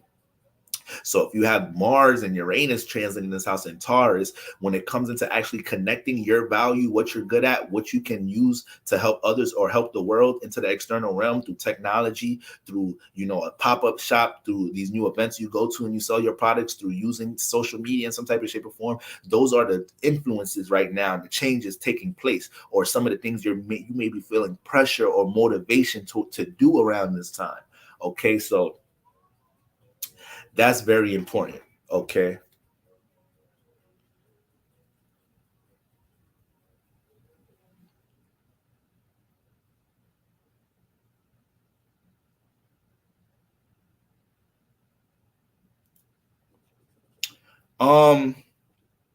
You guys can be dealing with some possessive energies and some power and control energies this week. Who we talking about? Cancer Sun, Cancer Risings. Be careful of that shit. So if you're part of some group, some partnership, or you're into some, you know, like I said, a endeavor that deals with other individuals, be careful having your time and energy taken advantage of this week, or motherfuckers being possessive over your ass. All right, that's gonna be real important. That's also going to be a factor to help determine what type of relationships and who to fall back from, who to detach from in some type of shape or form. All right. So that's my Cancer Sun risings. Leo Sun risings. All right. Happy solar return to all my motherfucking Leos. Y'all know what the motherfucking vibes is. All right. Get your creative, egotistical asses up in here. Get y'all talented since the womb head asses in here, just moonwalking out the womb, just hitting high notes out the womb. As soon as your ass is born, your baby ass is your ass ain't even crying, your ass singing the Temptations and sing. Your ass singing Kirk Franklin out the womb. Just singing, dancing Leos. All right. Happy solar return to all of you guys. Let's see what's going on with this full moon in Aquarius. So this full moon is transiting the 7th house. So when it comes into my Leo suns and my Leo risings, relationships are a huge theme in this motherfucker. All right. So when it comes into how you balance your personal energies, your creativity, your personal aspirations amongst others, that is the focus during this full moon. All right. Are your relationships taking you away from your personal aspirations, Leo sun, Leo rising? Leo rising, you got the sun transit in your first house right now. This ain't the time to be putting your personal goals and aspirations on the back burner. This ain't time for that. This ain't time for that. The sun in the first house is all about highlighting your personal aspirations and goals, your personal priorities. What's wrong with y'all funky asses putting other motherfuckers before you right now? You got the sun in the first house. We ain't playing that. We ain't doing all of that. If anything, y'all been having Saturn transit y'all 7th house for the past year and a half. So right now, you guys been in a state where your karma has been coming back way quicker when it comes into relationships. When you allow yourself to just spend time with anybody, just intimately connect with anybody. Oh yeah, you've been experiencing some setback. You think I don't know what Saturn in the 7th? You think I don't know Saturn in that 7th house is being way more of a strict parent, of a strict guardian when it comes into your relationships? Some of y'all may have had some ladies. Some of y'all may have had some strict ass fathers in your life and shit. You know, you got a motherfucker give you before prom, before your boyfriend and shit met your father and shit in high school. You got to give him a little pep talk. Like, listen, he's a little aggressive. All right, he's just trying to check your energy. This, that, and the third. Don't be scared by him or whatnot. That's who the fuck Saturn is in your 7th house. It don't matter what the relationship with your father is. Saturn playing that father role through you in your 7th house. So this is who it wants. Leo, Sun, Leo risings. This is what you're being called to be in your relationships, being more realistic about who you spend your time with. You know, a lot of Leo suns, Leo risings right now, you're seeing the reality to your relationships this past year and a half. You could be dating somebody for the past 4 or 5 years, but Saturn in your 7th house now. So you're seeing the reality to this relationship. You're seeing how this relationship may restrict things with your personal life because the Saturn in the 7th house is opposite the first house. So there's always going to be a relationship that you need to put time into and work on in order to make some personal aspirations grow. So this is why this full moon transit in your 7th house is very important, because there needs to be a sense of order and structure in your relationships right now, Leo, Sun, Leo, rising. A lot of times people just want to be around y'all because y'all bring that sun energy. So either y'all are known, y'all are popular, y'all know a lot of people, y'all are where the vibes are at a lot of the times. You know, Leo suns, You know, some of y'all are some hype beast head ass motherfuckers, but a lot of y'all by default, y'all the sun energy. So y'all gonna know 9 out of 10 times your Leo friend knows who the popular rappers and actors and Netflix shows and the popular music. They're naturally going to know these things, what's popular, what's in the light in the world. All right. I'm a Capricorn moon, Capricorn rising. You feel me? Moon in Capricorn, my first house. I be in my own little world. I be in my own bubble. You feel me? So, you know, my own bro that I live with, we both from New York. You know, so when I moved back, we just catching up on a whole bunch of shit. He asked me like, yo, bro, you know what's going on in the Bronx with the little Bronx drill rappers and shit? I live in the motherfucking Bronx. I'm like, nah, what's going on with them little niggas? He's like, you don't know everything that's going on with these little niggas making diss tracks, killing each other and shit. I'm like, nah, hell nah. He just started enlightening me to a whole bunch of shit. I'm like, damn, Leos be knowing everything. That's if it's popping, if it's trendy, they the ones telling you what's up with it. You ain't telling no. Like, yeah, I already know that. Yeah, Russia, Ukraine, yeah, I already know that shit. She's been all over the news. Yeah, Shanti Herb Gotti, yeah, that was all over the place. Yeah, I seen that shit yesterday. Yeah, Kendrick Lamar dropped a new album. Yeah, I heard that shit last year. That shit all right. Nigga, who the fuck? Wait, what? How you hear Kendrick Lamar album last year? Like, yeah, I was one of my homies. So one of my homies is a DJ. You feel me? So when I used to party, he used to DJ a lot of the parties, and he actually produces for Kendrick Lamar. So like sometime last summer, I was in the studio with them niggas and shit. Yeah, Kendrick had that album done last year. Yeah, he had that album done. So Leos just be motherfucking Leos. They just have a knack for that shit. They just have a knack for being able to understand what's under the light. You know, it's gonna come to them most of the time. You know, so when you have Cummins 08, what's going on, Queen? You feel me? Christina Nicole, peace, blessings. Shout out to YouTube, shout out to IG family. So, you know, Sierra Waters in the building. I see you, CC. So, you know, where we at? So Leo Suns, Leo Risings. Yeah, this ain't the time. Like relationships right now, this is the emphasis. You know, you need to be realistic reacting to your relationships right now. This is not the time to jump into some impulsive shit with your emotions and relationships. A lot of Leo Suns, Leo Risings may be experiencing some form of separation or breakups and relationship transformations this year, period. You know, so if you came into this year, I ain't trying to throw no bad energy on your shit, but it's just Saturn. It's just Saturn been in your 7th house for the past year. You feel me? So it's just like, you know, Saturn transit in the 7th house, it makes sense of his relationships. You know, if there's a person in your life that you're giving a lot of time towards and Saturn's in your 7th house, you're going to constantly deal with situations being reminded as to why you shouldn't feed this relationship no more. So it's up to you. It's always up to us. We got free will. We always got free. Ooh, are you about to gas me up into a breakup right before coming season? I ain't trying to do that. Y'all be trying to have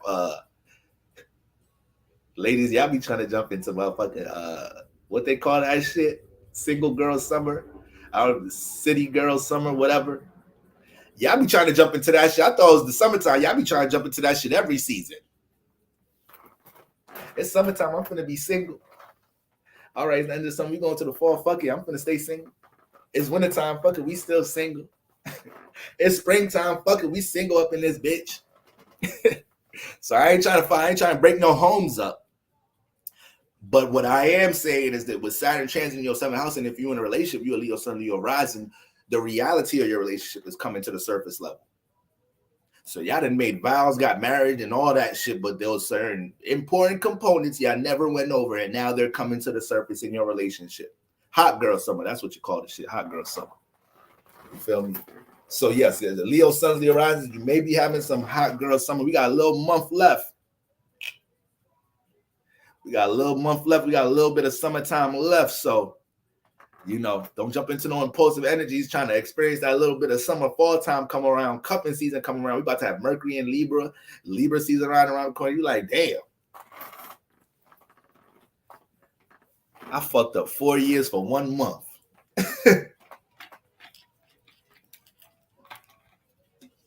Don't do it, y'all.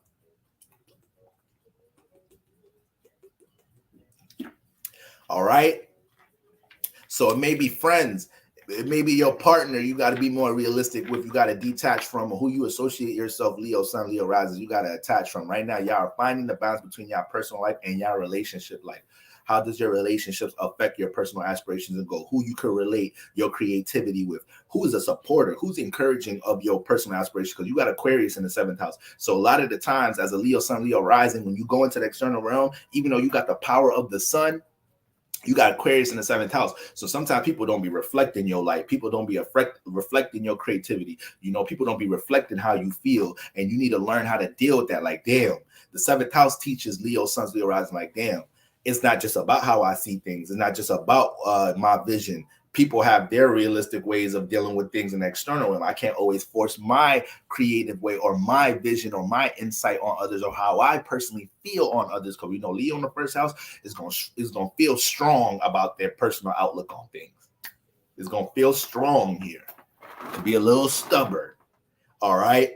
So you're learning how to have that sense of compromise in your 7th house, but not compromising to the point you neglecting your personal aspirations and goals. That's how you know you leaning on the negative energy, Leo Suns, Leo Rising. When you find yourself overly compromising shit that you want to do in your personal life and your partner ain't really being considerate or understanding about things in your personal life, then that's when you know, like, all right, I got to overthink this motherfucking connection we developing right now. I got to overthink these marriage vows like a motherfucker. All right. We getting there, Naj. We getting there. All right. So this is important for my Leo Suns, Leo Risings to understand. All right. Then we also have Taurus in the 10th house. All right. So a lot of transformations developing in career right now for my Leo Suns, Leo Risings. You know, career opportunities to invest into your individual career pursuits right now. You know, Mars is turned up in the 10th house. So you have Mars in the 10th house, and then, you know, you have Taurus here. So for Leo Suns, Leo Risings, Taurus in the 10th house always deal with having to be more practical and more organized when it comes into actually broadcasting or branding or making a business out of your personal creativity. There's one thing to just be seen and get likes and notifications off of your personal creative expression, but there's another thing to turn that bitch into a brand, into a business, into something that builds foundation. And that's what Taurus is always trying to teach you in the 10th house. So with Mars transiting here, this may have been more confirmation on these energies. You having to be more stable, more planning things out, strategizing things when it comes into your career pursuits, how to use your creativity, ways to refine, utilizing your creativity and connecting it to the world, and demonstrating your value through your brand, demonstrating your value through career pursuits.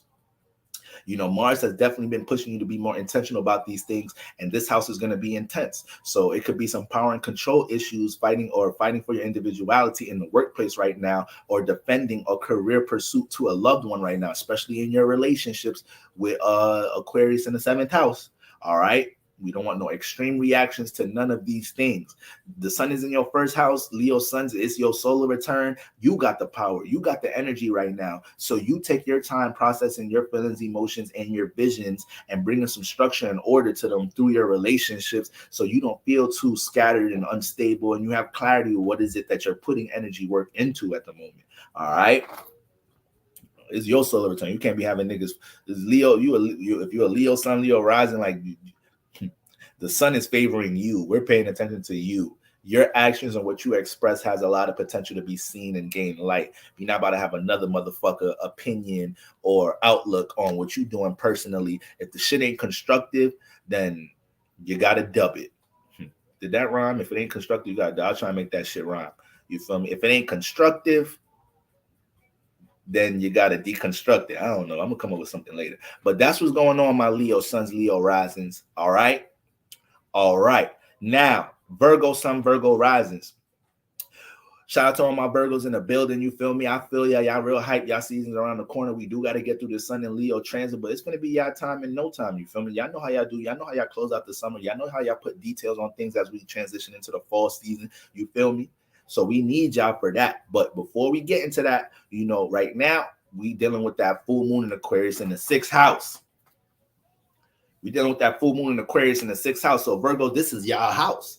This is y'all house right here. So you may be a Virgo sun or Virgo rising, but at the end of the day, you being a Virgo sun, Virgo rising naturally brings qualities of the 6th house into your personality and your personal identity. So things dealing with structure, stability, being organized with your routine, with your schedule, things dealing with mental health, things dealing with health overall. You may radiate these things through the ways you express yourself. You know, you may, the 6th house deals with putting things in order, and it deals with the workplace. So when you have the full moon transit in the 6th house, Virgo, natural qualities of things you already understand, things dealing with, your mental health, things dealing with your diet and your regimen, things dealing with, what's going on in your workplace or what you're working on, right? Not just what's going on in the workplace, what you're working on, what you're currently building, whether it's personal development or as a career endeavor, right?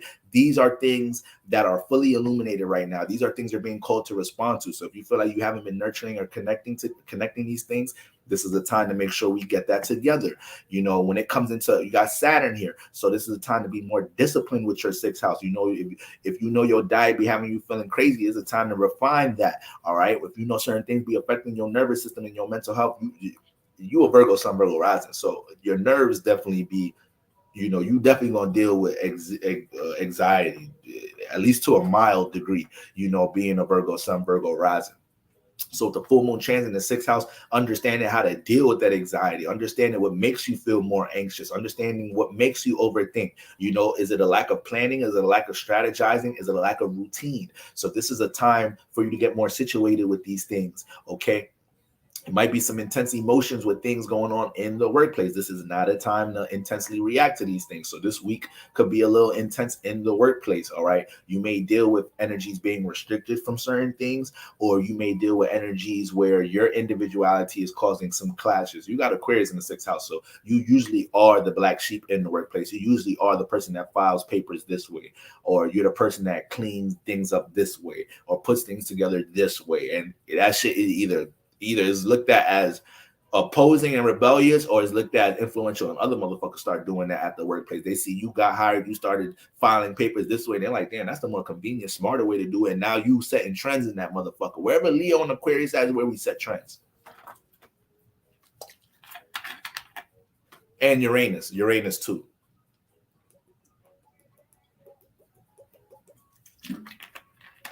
All right, so that's what we got going on. That's what we got going on with what's the name? Aquarius in that 6th house. All right. Now we got the sun in the 12th house. So this whole Virgo season, this whole Leo season for my Virgo sun's risings, things highlighting your creative awareness, your creative potential, your belief system, your forms of spirituality, and things just dealing with your subconscious overall, whether it's your shadow, whether it's your traumas, whether it's your insecurities. This is what the sun has been highlighting. So now that the full moon is illuminating your 6th house, this is going to be a week where you're going to start understanding how a proper routine and schedule can actually support those 12th house things that you're paying attention to right now with the sun in the 12th house. A lot of you guys are coming back in contact with creative endeavors you didn't invest in. A lot of you guys are understanding what people, places, and things that you need to connect to, or what state of mind you need to be in to feel peace, to feel happy, to feel stable within your well-being.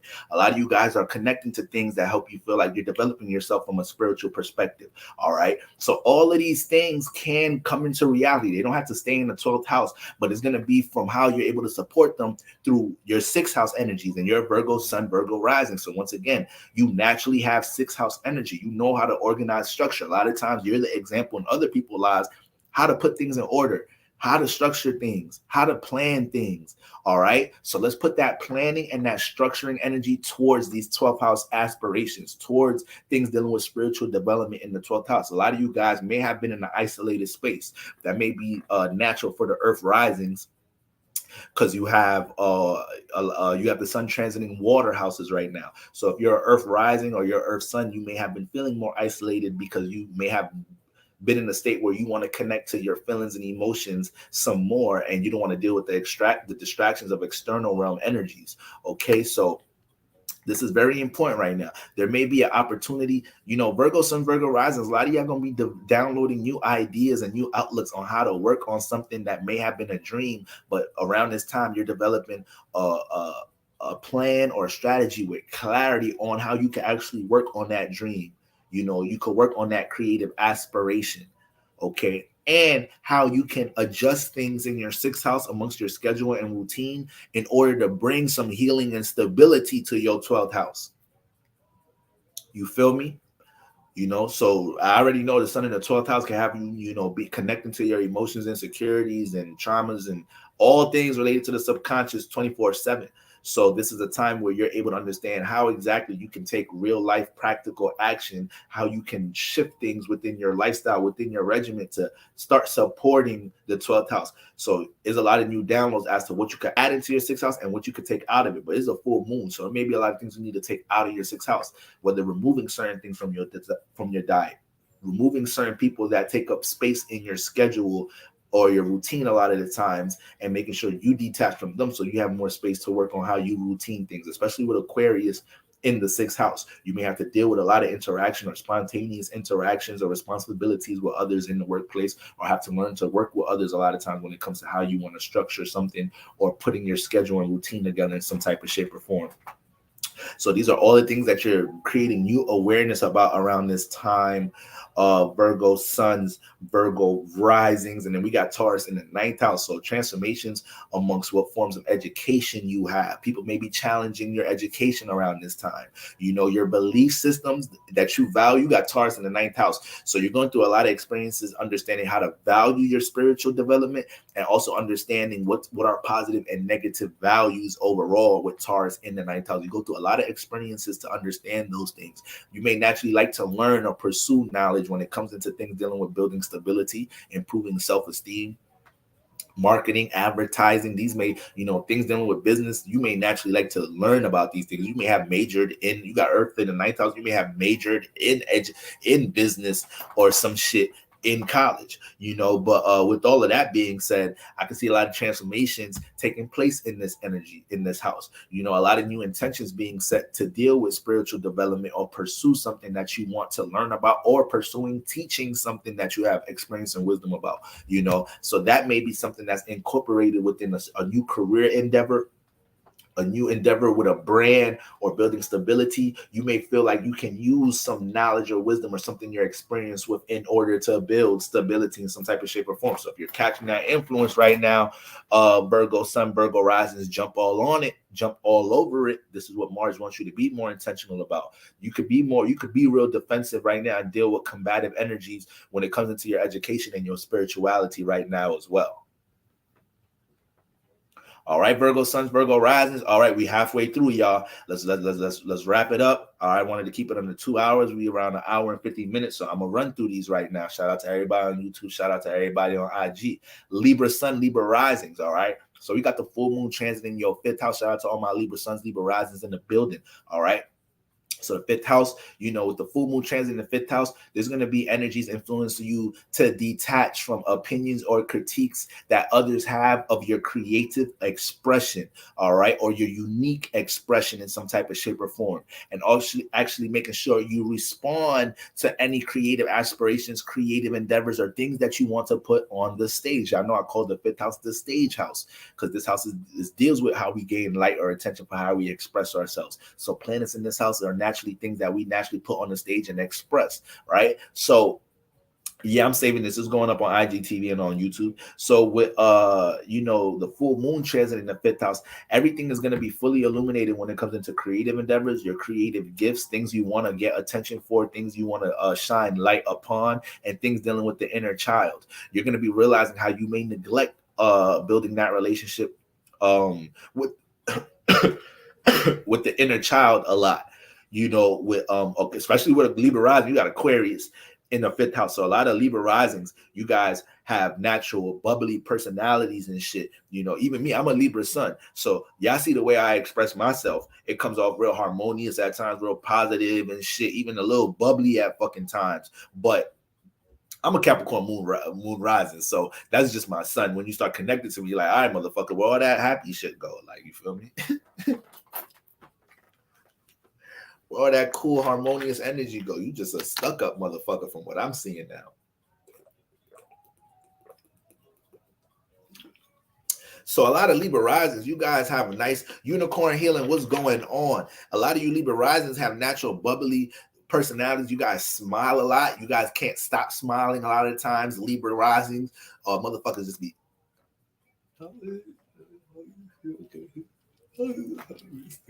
just smiling at everything. You feel me? You always radiate because it's Venus energy, so it gives that sense of positivity and charm in the first house. But you got motherfucking Aquarius in the 5th house. So a lot of the times you may restrict your own ways of having fun. A lot of times you may restrict your own ways of creatively expressing yourself. A lot of the times you may feel like you don't have what you need, what resources you need or connections you need to deal with something in the creative realm. But if there's a will, there's a motherfucking way, y'all. Let the church say ashe, ashe.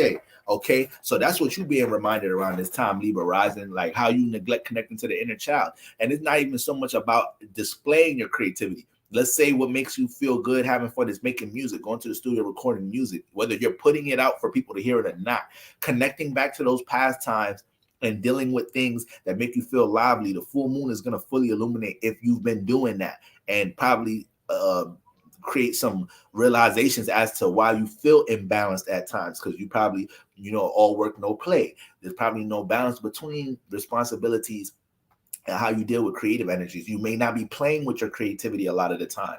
I was just having a talk with my bros the other day. One of my bros, he a couple of years younger than me, from me, going through a little 20, motherfucker going through a midlife 20 crisis. We be having midlife crisis at 25 and shit. You feel me? Right before that Saturn return energy hit. And he's just like, bro, I'm just like, I want to do this, that, and the third, but it's like, what's my purpose, this, that, and that? I was like, yo, bro, we come down here to do one thing: create an experience. So when it comes into your purpose, first of all, we have multiple purposes, and you don't bump into your purposes unless you active. Your purpose, what you, the divine things that we all have the potential to help this world with and bring into the world, these things don't just fall in your lap by being idle. You're not going to brainstorm on these things. You have to be active in your life. Steve Jobs had to be active with technology to create Apple. Elon Musk had to play with his personal interest or his talent, or his creativity with technology to manifest what he's doing today. So it's not necessarily, just having the clear intention. A lot of the times our purposes are manifested and developed just through us putting energy or being active with something we like, an interest, something that intrigues us, something we actually do know we're good at, something we do know we're talented at. Get active with that. Use that in the world. Test your creative abilities, and the purpose will fall on you. A lot of the things you're here to do and experience as your purpose is not something with a label on it. So your purpose there's somebody out here right now that's a doctor, and a lot of their purpose is to be here to heal. So they thought becoming a doctor was going to help them be in that position. And as they transit their career, they start to realize, I ain't really healing like a mother. I ain't healing shit. You feel me? And then this doctor may find their purpose being the first, doctor to create this type of mental health system for this, that, and the third. Now you're a pioneer within your own industry or what you do. But it started with the interest of dealing with health and healing. So we don't connect to our purpose, all right, until we get active with the things that intrigue us today, with the things that we know we have, with the things that we already like, with the things that we're already creatively invested in. Push those things to the limit, see what opportunities they create, and things change, y'all. Things always change with all that being said. So you may feel like right now, I'm 28, and I'm an astrologer. I don't know what the fuck I'm gonna necessarily be doing when I'm 35, when I'm 40, when I'm 45. I may not want to do one motherfucking reading around that time. You feel me? I may just want to get booked to speak or some shit. You feel me? So things evolve. You may feel like you found your purpose, and spirit is always in a state of expanding. So it's gonna or contracting. That's another story, but you being active with what you got going on in your life now, life unravels things in chapters, and you're going to eventually connect to your multiple purposes, your multiple missions here. When we look at your chart, don't you have multiple squares in opposition? So there's multiple lessons you have, multiple things to learn. You got a Lilith, you got a North Node. So that's two different lessons on its own. You got a Saturn return. That's a period of lessons. So, we can't condense life to just this one purpose. What am I here to be doing? You're here to create an experience. You're here to test your creative abilities and learn. So when you transition, your spirit grows. Your spirit has more experience. And then we just jump back into a body and we do it again. All right. So that's that. Just a little insert on that. All right. So Libra Sun, Libra Risings, you guys, Taurus in the ninth house. So a lot of challenges, getting your belief system challenged right now. Okay. Book to speak this week. That's what's up. That's fire. That's fire. That's fire. I definitely want to be on a podium speaking to motherfuckers one day. So you sending some inspiration my way. All right. All right. It's 10 p.m. Let's get towards this, through this. So Taurus in the ninth house, once again, Libra Sun, Libra Risings. So right now, you guys are being more intentional, being pushed to be more intentional about spiritual development, being pushed to be more intentional about what you want to explore and experience, not putting the relationship with the inner child on the back burner, full moon in the fifth house, and then Mars and these squares here in your ninth house, being more intentional about what you want to experience. So a lot of Libra Suns, Libra Risings, this energy is pushing y'all to get out y'all shell a little bit, to show y'all talents to the world a little bit, to be more organized and structured about that. All right. Don't be letting your personal relationships have you all scattered and shit right now. Don't let your personal relationships, because that be the thing now, will scatter a Libra Sun, Libra Rising. It could be opinions and relationship circumstances. Don't let these things block your ability to thrive in the fifth house or thrive in the ninth house around this time. What you want to experience, what you want to explore, and what you want to creatively demonstrate to the world. Okay.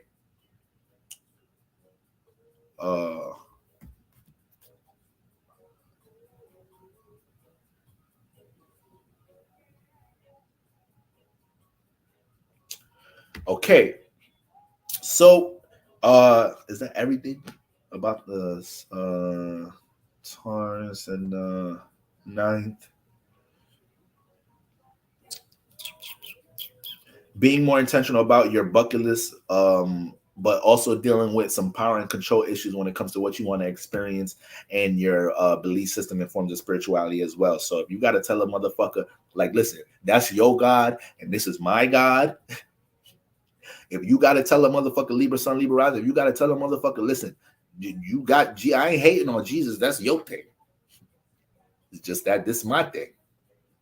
If you got to tell a motherfucker this, that, then you might have to do that right now around this time. You might have already did that shit, Libra Sun, Libra Rising. You might have already had to defend your belief system or your education or something that you have experience or wisdom about. It may have created an extreme moment defending these things already recently by default. Soulful Connection says, I've noticed that a lot of people I've come across being in the spiritual communities at the age 33, most go through a life-changing event. In many ways, when you look at numerology and from a lot of different teachers I've resonated with, a lot of them have brought up 33 as the most, especially Dolo too has brought up the age 33 because every age has significance from a numerology perspective, right? So when we look at the age 33, that has a huge significance in our life. That life is usually a very important year of our life. Many would say the most important year of our life. So if you're past the age 33, just look back at everything you experienced and learned in 33. A lot of the times at the age 33, lessons that you ain't learned during the Saturn return, they come kick your ass at the age 33. Things that you were supposed to see, Saturn return preps you for the 30s. So when you're transiting the age 27 through 30, this is helping you take your time to understand what you've been putting time into, what you're going to manifest if you keep putting time into that, whether it's a positive or a negative thing, where you need to put discipline at, where you need to be more structured at, how to manage your time, understanding reality some more. So all these things are emphasized some more in the last years of your 20s, from 27 to 30. Then when you get into 33, if you had no regard for things in your Saturn return, play games if you want at the age 33. Be 33 years old out here playing games, not having no sense of how you're structuring things in your reality. Have no sense of reality within your relationships, who you associate yourself with. Go ahead, play some games. Play games if you want during Saturn return. Your ass know you got certain priorities and responsibilities, but you in the club. So play games. Play games if you want. So that's my Libra Suns, Libra Risings. Scorpio Sun, Scorpio Risings in the building. Okay. So we got the full moon transiting the fourth house for my Scorpio Sun, Scorpio Rising. So y'all know Scorpio Sun, Scorpio Rising. Y'all got that. Scorpio be having some detached ass families with that Aquarius in the fourth house. Everybody be home, but it sounds like nobody home. Everybody into their own individual thing. Everybody into different career paths. Everybody, your pop's Muslim, your mom's a Buddhist, your brother is an atheist, and your sister is a motherfucking is into astrology. It's all different type of things going on in the family home environment. It's all different type of clashes of individuality. It's all different. It's all detached in the fourth house. Everybody just respecting each other's space. It's respecting what everybody else got going on. That's that motherfucking that's that Aquarius in the fourth house energy. But with the full moon transit in the fourth house, it brings a lot of what's going on, Shantae, baby. With these energies, full moon transit in the fourth house, it does bring a lot of reflection amongst relationship with the parents, the home environment. All right, the full moon, Loki Yogi in the building, the full moon, and once again, y'all, collective meditation space going down on my Patreon this week, so y'all can visit my site. Seats are still available. You feel me? Me and my sister Rue, we're gonna have a nice breakdown of the full moon energy, just into more so an intuitive read. So right now we're getting into the actual transits, but you know that space is more for an intuitive read.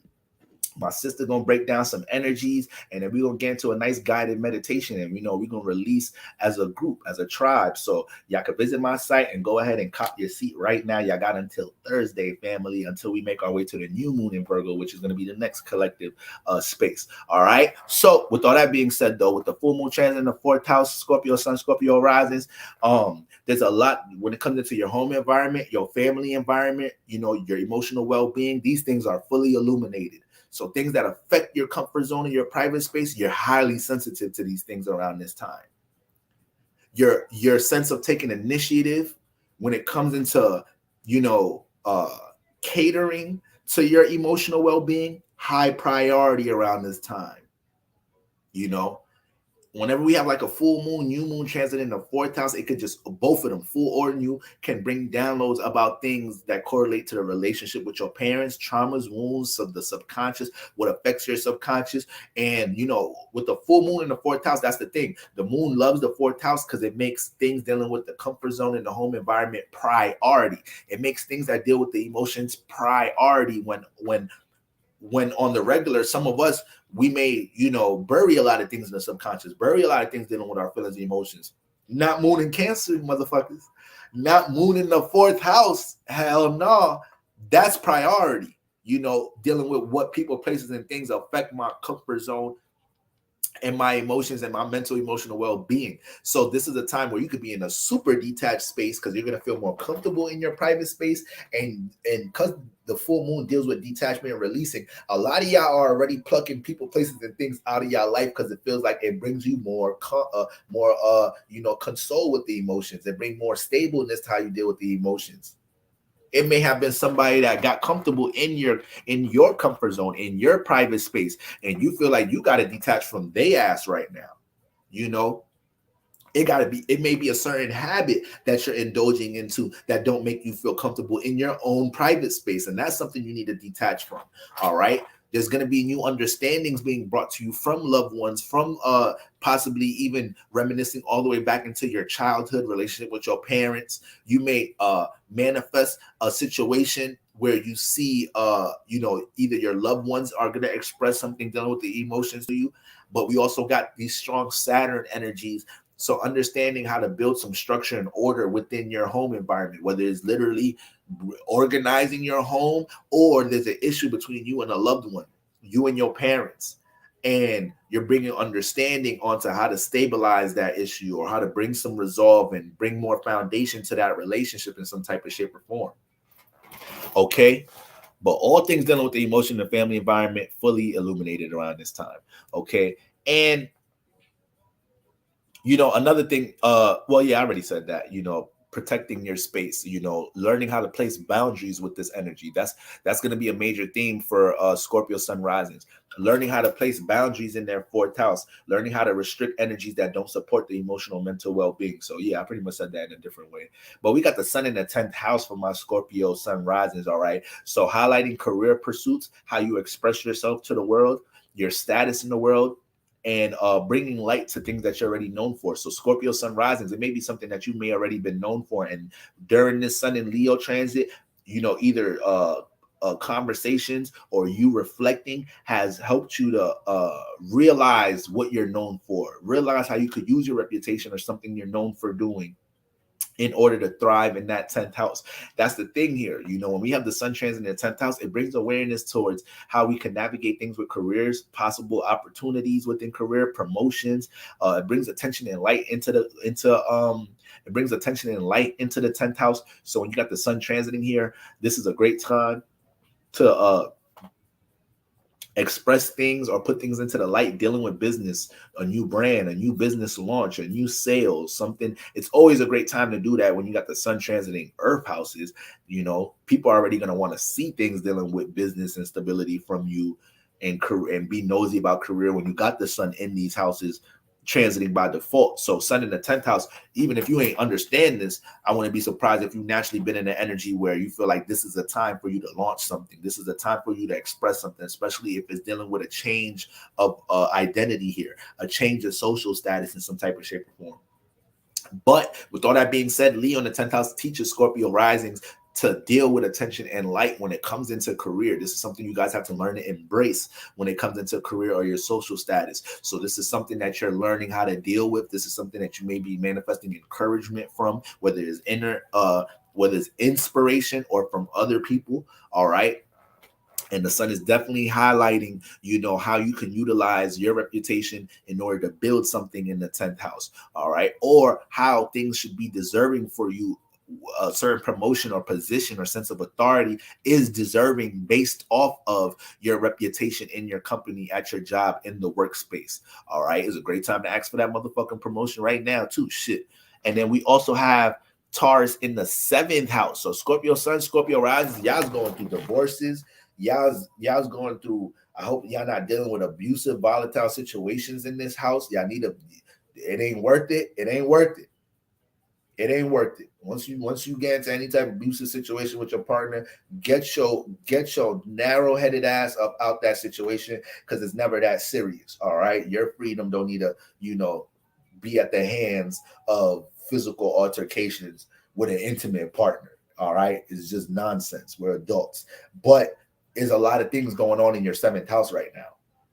There's a lot of things going on in your 7th house right now, Scorpio sun rises. So you may have experienced extreme relationship experiences in the past couple of years, since like 2017, 2018 with Uranus transit in the 7th house. Wait, excuse me. Yeah, with Uranus transit in the 7th house, and now Mars and all that Uranus energy in the North Node in the 7th house. So it's been a lot of energies in this area where your values may have been, you may feel like what you value is not being considered in your relationships.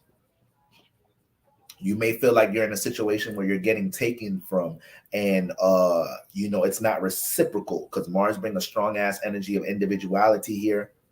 So your partner may be in that energy, or the person you're dealing with, or certain relationships in your life may feel like they're taking from you and not pouring into you around this time. So that's going to create a lot of changes. A lot of the reason people are dealing with divorces and separation and breaking up with this energy as a Scorpio sun rising is because there's a clash of individuality in this house. So the intimacy, everything, the honeymoon phase, yeah, that was all cool.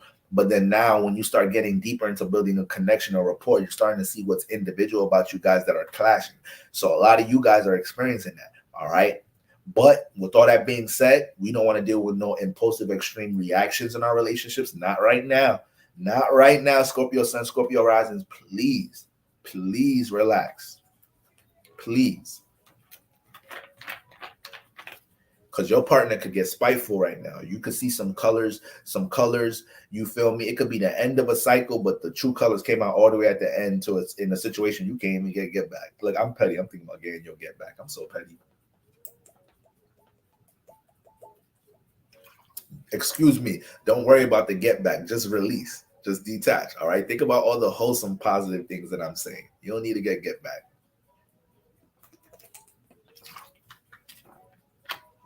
I got a lot of Scorpio energy, so I know how to. I'll be having to go to therapy over holding a grudge like a motherfucker. My grudge just a little different. I just get detached and act like I never felt that shit. 3 years later, motherfucker just start crying. Motherfucker just start bursting out crying over some shit he held in for 3 years. So that's some whole Scorpio shit right there. So right now, you guys may feel the need to release some shit from the past on y'all partners right now. You may feel like your partner, you may be dealing with some power and control issues in your relationships right now. People trying to take advantage of your time, and maybe individuality of clashes of individuality in your relationships, you know, strong separation energy. So like I said, if there is any turmoil in the 7th house, is most likely due to a clash of individuality. Can that be repaired? Can that be healed and resolved? Yes, if both parties are willing to consider the individuality of each other, then yeah, we could heal shit. But if there's going to be just a bunch of intensity with Mars and Uranus, two people forcing their values, forcing their individual perspectives on each other, then ain't shit getting stabilized in this house. All right, ain't shit getting stabilized here. And you have the North Node here. So you're developing a lot of new experiences you never experienced in relationships right now. So there's a lot going on in your 7th house and in the name of relationships when it comes to my Scorpio suns and risings. Hold it down for my Scorpio suns and risings right now. Hold it down for all my fixed signs right now. Shout out to all my fixed signs right now. All right, we're gonna send a little. We're gonna have a little. We're gonna have extra prayer after this first session. After this first session, before we get into Bible service in the evening, we're going to have a little extra prayer session for all my fixed signs after this, all right? So if any of you guys want to meet us in the back of the church, any of my Scorpios, Taurus, and Aquarius, you guys come back and pray with us, all right? All right, let the church say Ashe. But with all that being said, okay, you know, Scorpio suns hold it down. And because you got these energies, lastly, I'm just trying to help everybody to prevent chaotic, extreme transformations that is not needed right now. Scorpio sun, Scorpio rising, don't deal with no extreme ways of reacting to things in your relationships. And I say this because this Mars and Uranus energy, you're receiving it here. So it's not just about you being more intentional about how you conduct yourself in relationships, because you have Mars in somehow, so you can play out some impulsive energies right now in relationships. You may want to feel the passion and intensity in your relationships. So a lot of y'all, you know, sometimes a motherfucker just want to see that you have some emotion for a motherfucker. Like you be dealing with a detached motherfucker, somebody that don't know how to communicate like that. You just want to see him get angry and frustrated. Like, okay, they care about me. They got angry and frustrated. See, women, y'all know what y'all be doing. Like, yeah, I understand the masculine, feminine energy. So sometimes in relationships, women, you guys, you are right brained. So you deal with the emotions. So sometimes a motherfucker got to be intuitive. A motherfucker got to understand how to pick up on the subliminal energy from a woman, because y'all gonna communicate subconsciously a lot of the times. You feel me?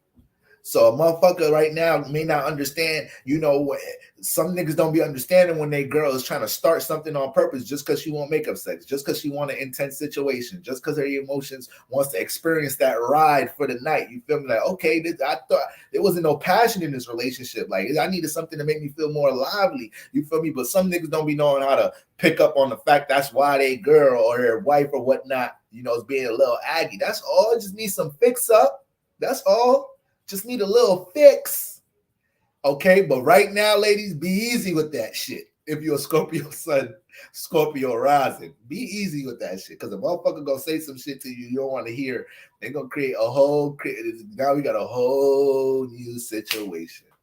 Now we got a whole new situation. You was just throwing your moods around because you just wanted a little get right. You just wanted a little fix. You just wanted to feel a little bit of passion and intensity in your relationship. You just wanted to know your partner can actually get angry or frustrated over you to show that they care. But then that shit led into a boxing match. That shit led into motherfucking Jake Paul versus Conor McGregor real quick. All right. Y'all in the crib kickboxing and shit. Sit y'all volatile potential having asses down right now, Scorpio Sun, Scorpio risings. All right. So, you got to be easy. Mars is your ruler, Scorpio. Not to spend so much time on Scorpio, but Mars is your ruler, Scorpio Sun, Scorpio rising, and is in the 7th house. So right now, you kind of feeling like you're being forced to compromise and deal with others a lot of right now in your personal life, and you feel like you don't want to be doing all that shit. You don't like feeling overwhelmed dealing with people and all that shit in your personal life if you don't need to. But you may feel like that's being pulled on you from all different directions. And on top of that, motherfuckers have the notion to actually be selfish, be single-minded in some type of shape or form here. So that shit could be frustrating. So be conscious of how you react to things, because you may be receiving the aggressive energies. You may have already been receiving this shit leading up to this week. So the past 2.5 weeks, you may have been feeling a sense of intensity with your partner already, Scorpio Sun, Scorpio risings. Or if you're single, you may have been manifesting, you going on dates and shit these past couple of weeks. Motherfuckers is just mad. It's hard to relate to somebody because they all up into their own personal shit. Or you're dealing with people that's real single-minded right now. So just be careful how you react to all of that. This energy is putting you in a space to understand how you connect or share values with others in your life right now. And making sure you're not super tolerant for just connecting or sharing your space with anybody right now. Scorpio Sun, Scorpio risings. We ain't playing that right now. All right. Uranus won't leave till 2026. Goddamn. But Uranus does positive things in the 7th house too. So it may cause some separation. But if you separate from your partner with Uranus transiting your 7th house, or if you manifest a divorce or separation from your partner, or y'all break up while Saturn or Uranus is transiting your 7th house, you have to know that was needed. That was needed. If it was meant to be, Saturn and Uranus was only going to support that. But most likely it was a relationship that needed to be restricted, that met its expiration date with Saturn transiting here, or with Uranus transiting here. Things about your individuality was clashing, and your spirit felt like it couldn't thrive in this relationship because it held back too much things dealing with your, with your individuality. And you didn't realize that before you made a commitment or got into the relationship. So that's only going to help to provide experience to bring out that current circumstance, so you can manifest a relationship where your individuality is respected. I seen an interview with Tiana, with Iman Shumpert, Tiana Taylor's husband. You feel me? He a celebrity. She a celebrity. She got a lot going on. He be doing his thing.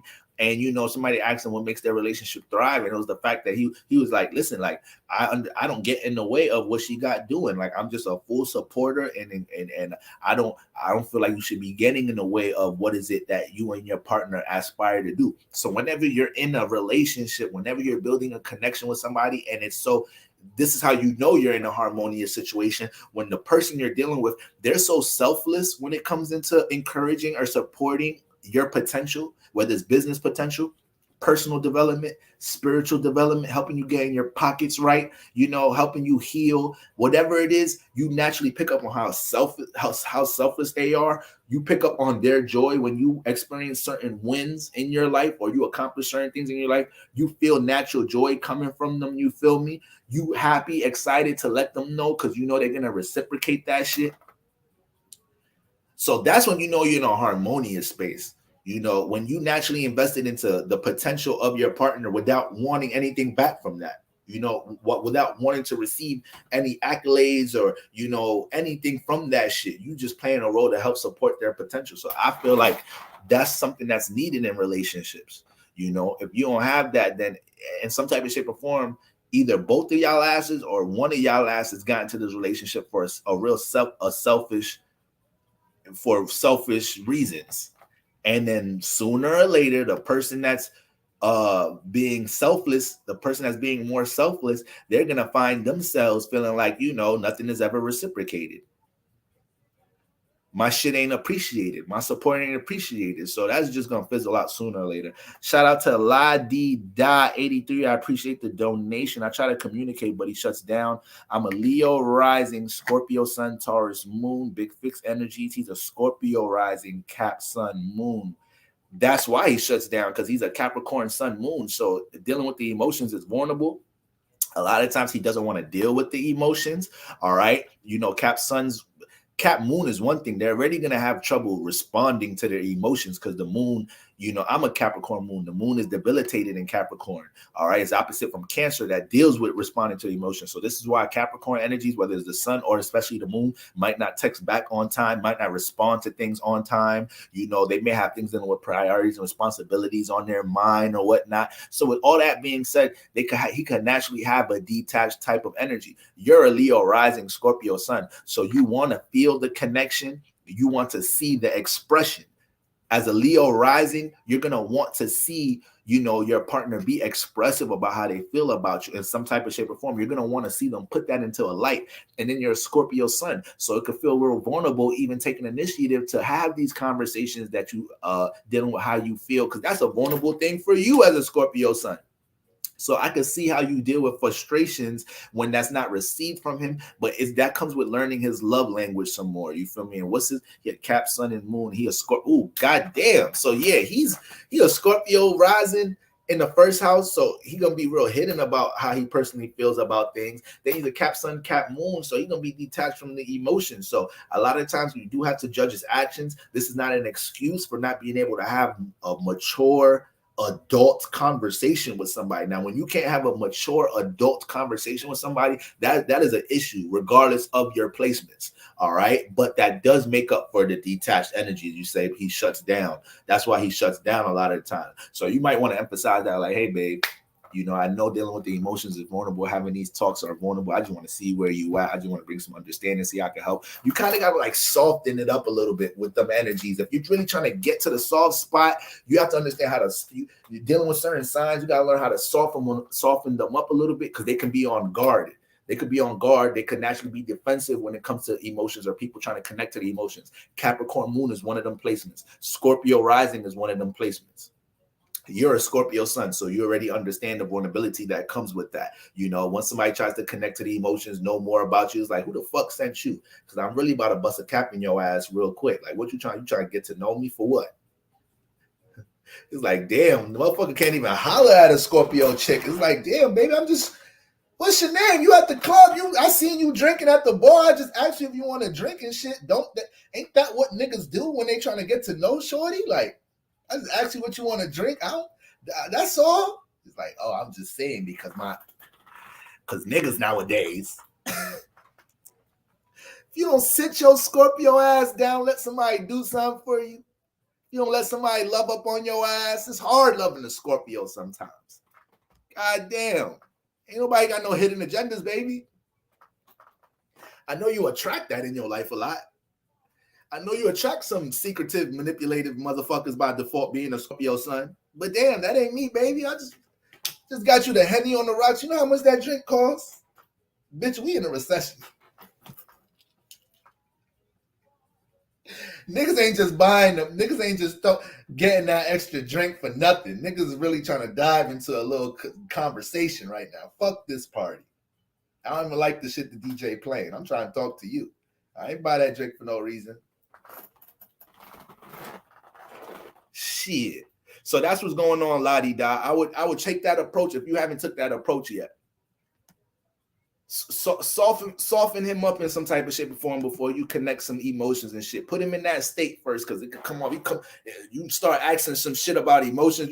You hit a Capricorn moon or somebody with strong Scorpio placements, like, hey, we need to talk. It's like they detached already. They're already detached. Once you brought it to them with that type of energy, like, we got to deal with some shit with some deep dive, and she finna trying to make me feel on some shit. It's Mars energy too.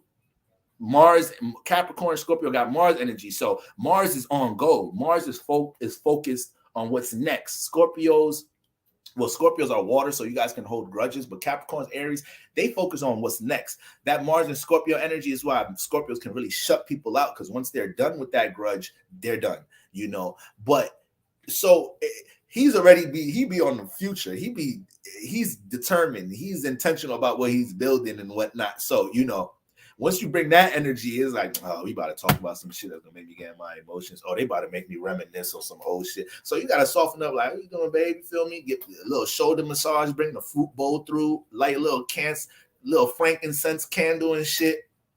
like, hey, babe, anyways, I don't want to bother you so much. I just something I want to talk to you about. Boom, you gonna get him to open up a little bit. You gonna get him to. He need that nurture though. He need that nurture. You a Scorpio sun, so I know what's your moon? You a Scorpio sun, Taurus moon. That's the problem. That's the problem. You a Taurus moon. You be trying to give. You know, you definitely, your actions and your reactions is going to show you supportive, but you know, Scorpio sun, Taurus moon, communicating, verbalizing it, oh, that's real vulnerable, dealing with the emotions. You know, actually verbalizing how you feel, that's vulnerable. It's tough. So I can see the vulnerability from both of your energies, but try that method out and let me know how that shit go. All right.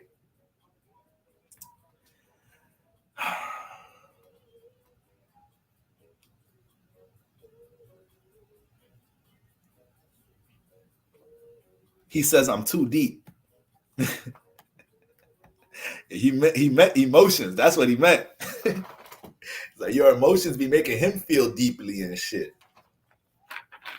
He's like, I don't like when people make me feel deeply on shit.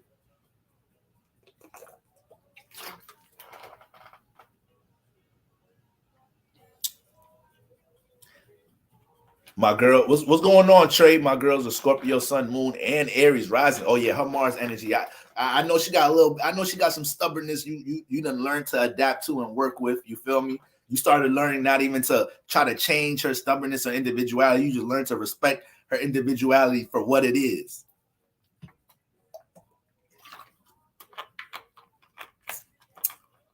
Damn, I wish I had some feminine energy. I have 9 masculine placements. You in a feminine body, so you just being in a feminine body is gonna bring the feminine energies.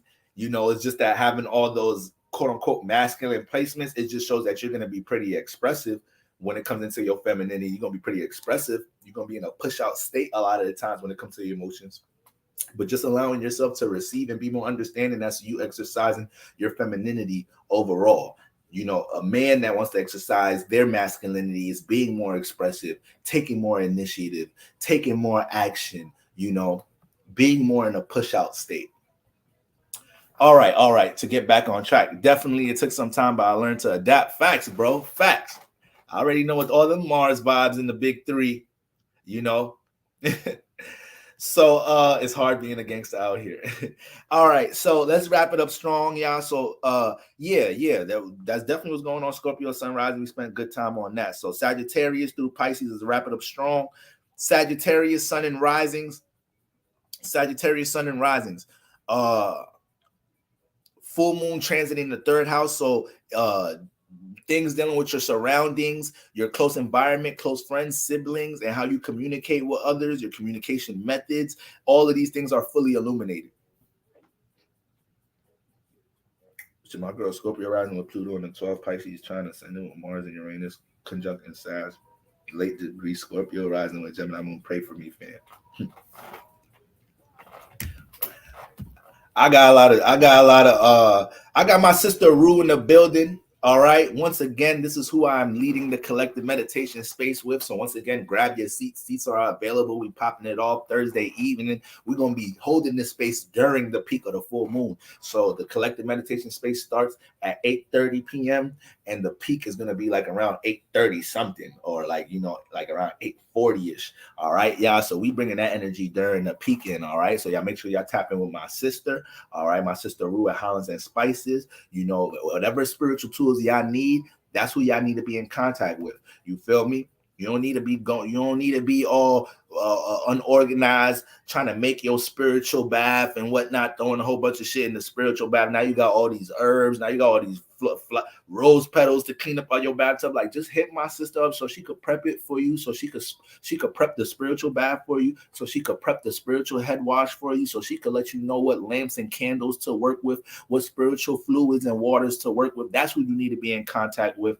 And I appreciate everybody that's joining us on Thursday. Now, so when we look at my Sagittarius sun and risings, you know, with the full moon in the 3rd house, the huge emphasis is going to be on your close relationships, on things within your surroundings, within your close environment. And, you know, understanding things about how you communicate with others, whether you feel like you don't communicate in a certain way for people to respect you, understand you, whether you feel like, you don't embrace your communication as well, whether you feel like you've been told that, we are dealing with Aquarius energy, you might have been told, your communication method in some type of shape or form is real blunt and direct, whatever. It's going to be new realizations about how you may communicate with others, but relationships that are close to home, situations dealing with the siblings. You got Aquarius in your third house, so you may have a real detached way of dealing with close friends or your local environment. So you may know everybody in your neighborhood, but you ain't participating in anything everybody's into. So it's almost like that's how Aquarius plays out in the third house. You have a knowing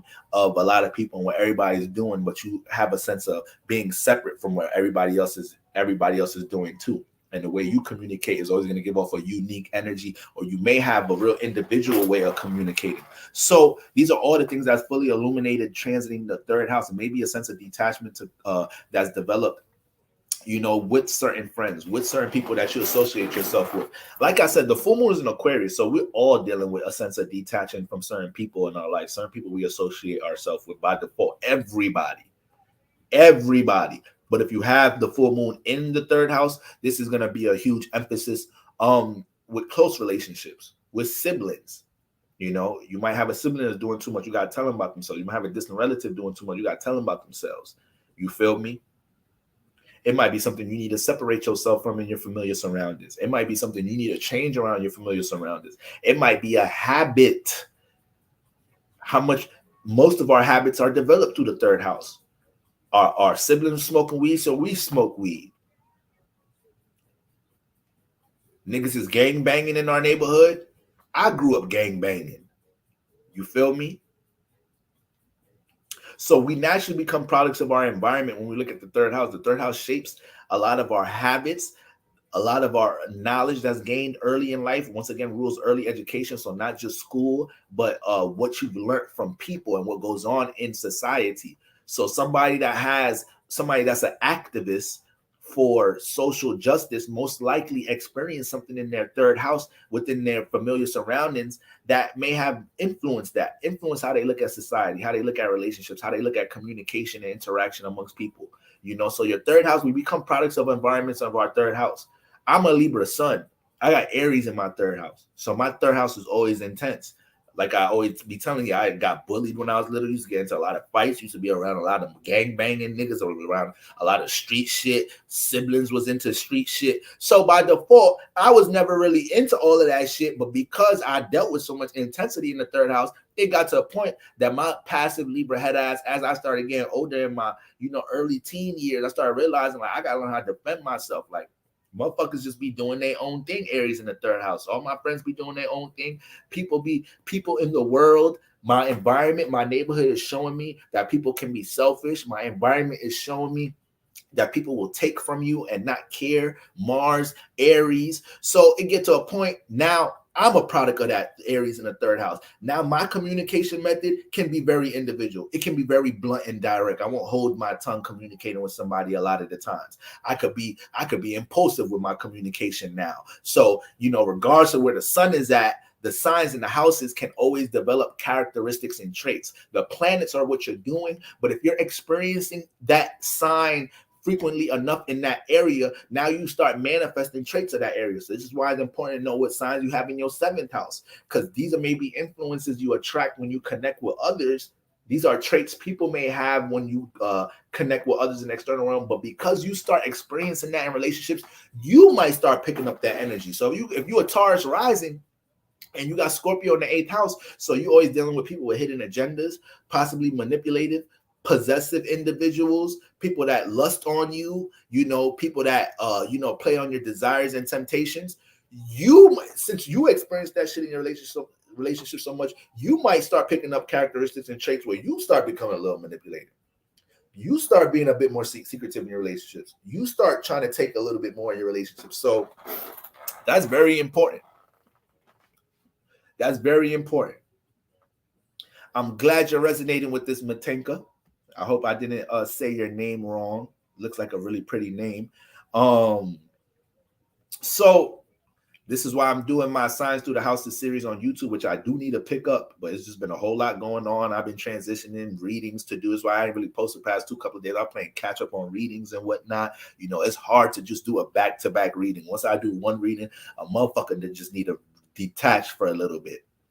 A motherfucker just need to relax for a little bit. So these past 2 days, I just been catching up on readings and whatnot. But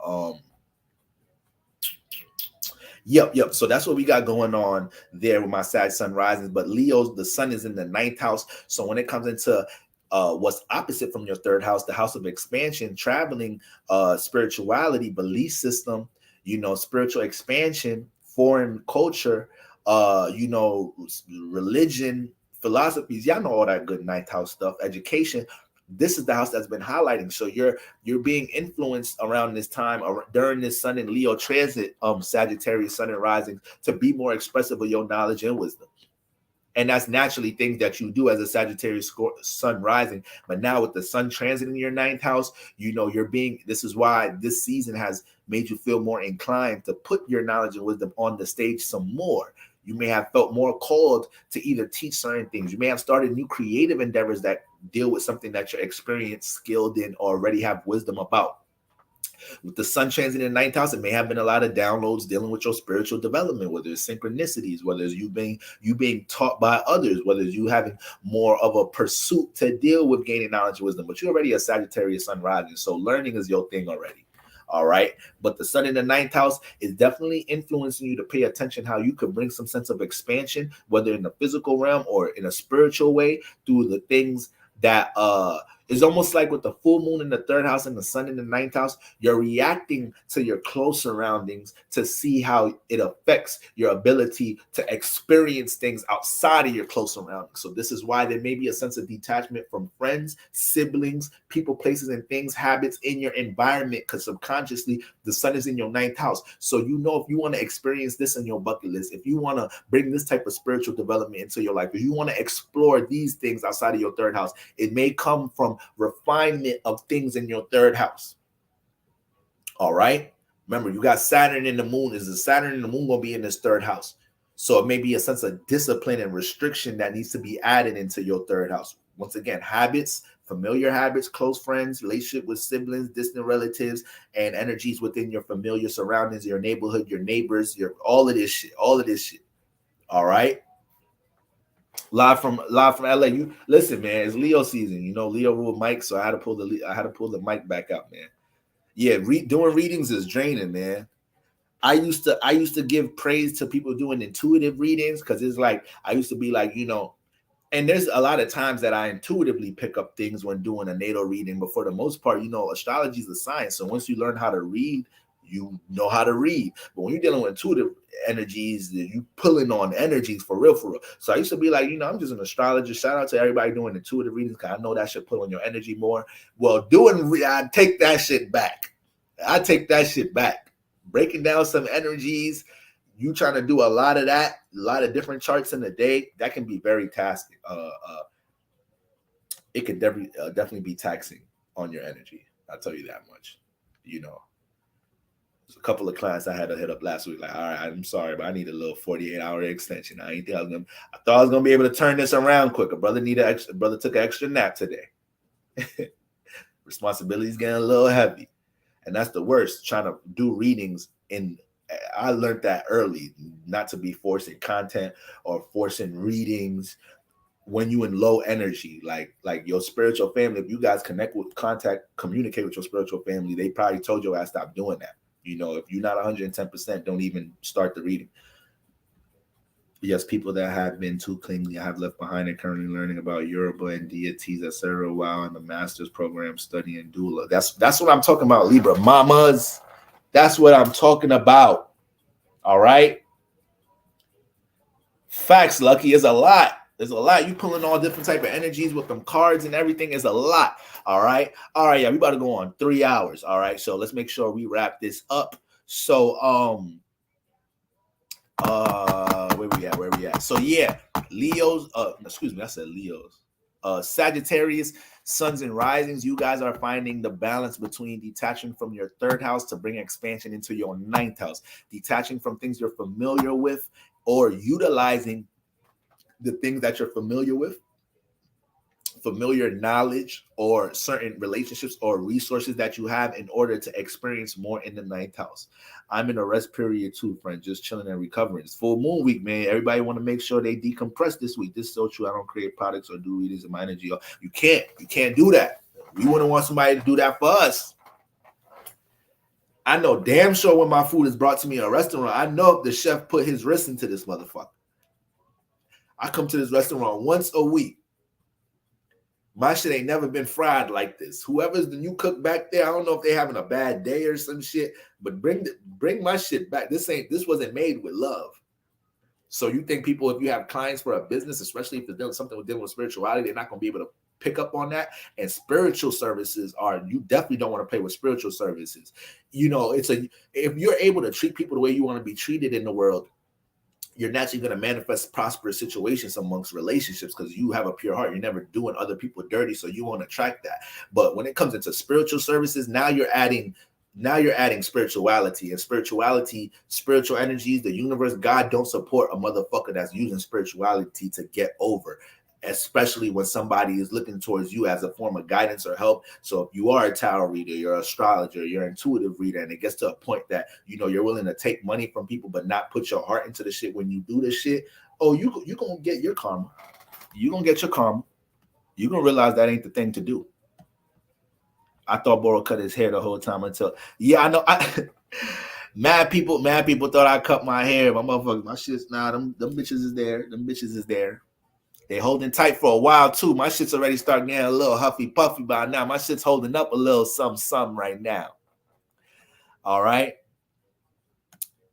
Okay. Let's get into it. So yeah, that's what we got going on, my Sagittarius suns and risings. Once again, full moon in third house. Just to really wrap this up, give a little scenario about it. Like right now, y'all dealing with like some Kendrick Lamar, Good Kid, Mad City vibes.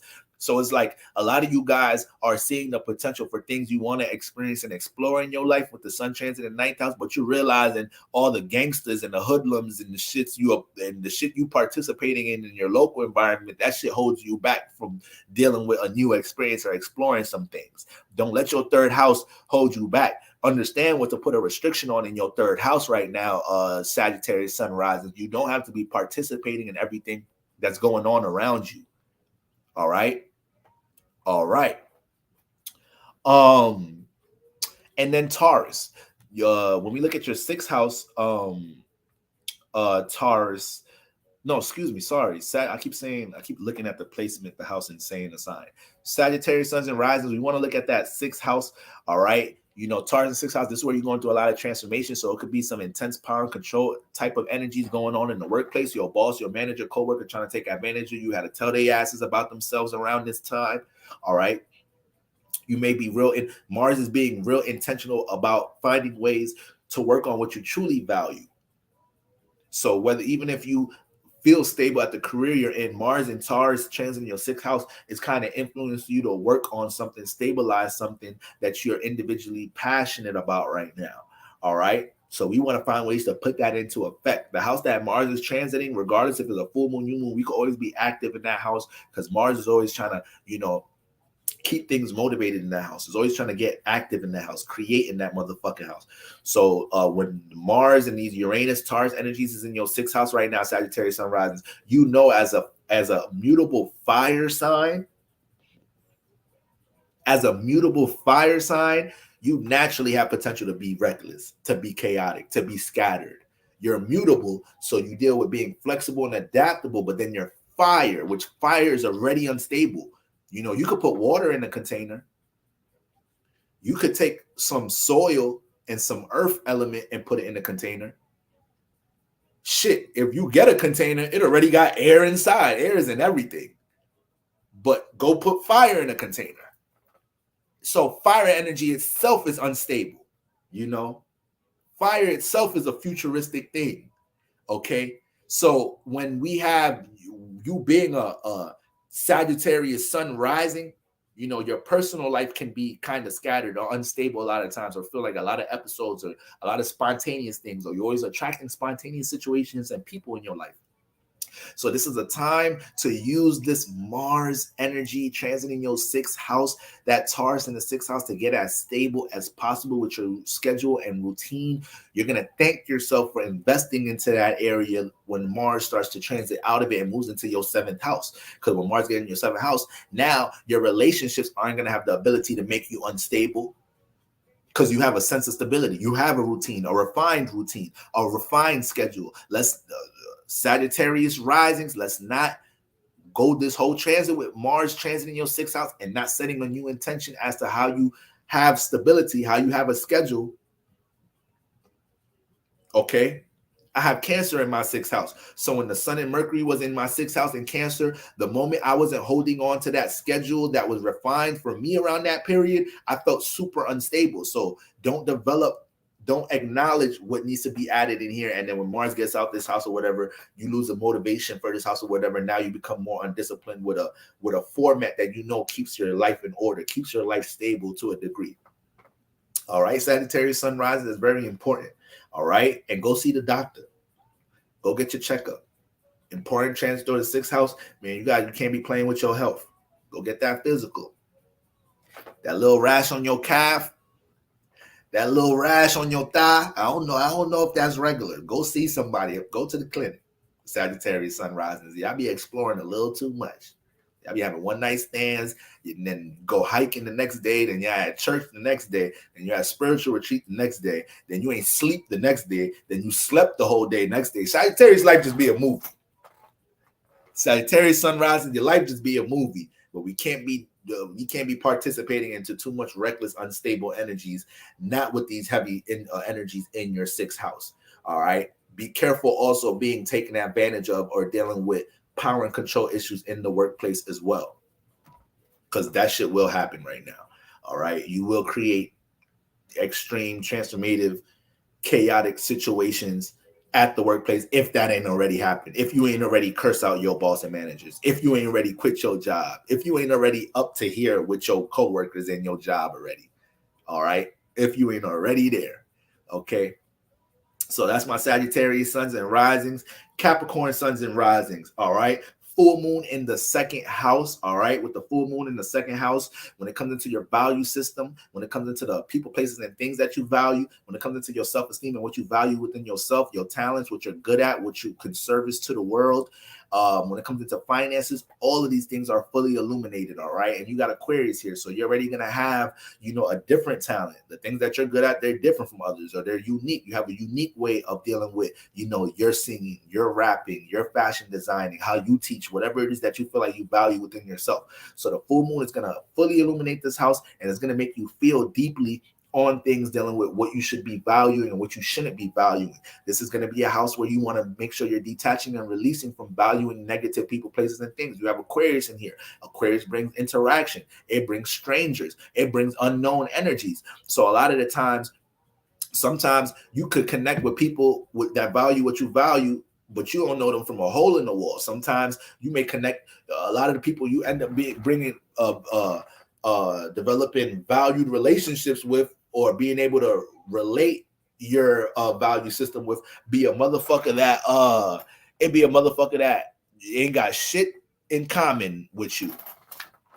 They live somewhere else. They're from somewhere else. They're another race. They're another this, that, and the third. Aquarius bring the sense of difference. So when it's in that 2nd house, a lot of the time you may feel the need to connect to the external realm to start relating and sharing concept with others, right? Start sharing values with others.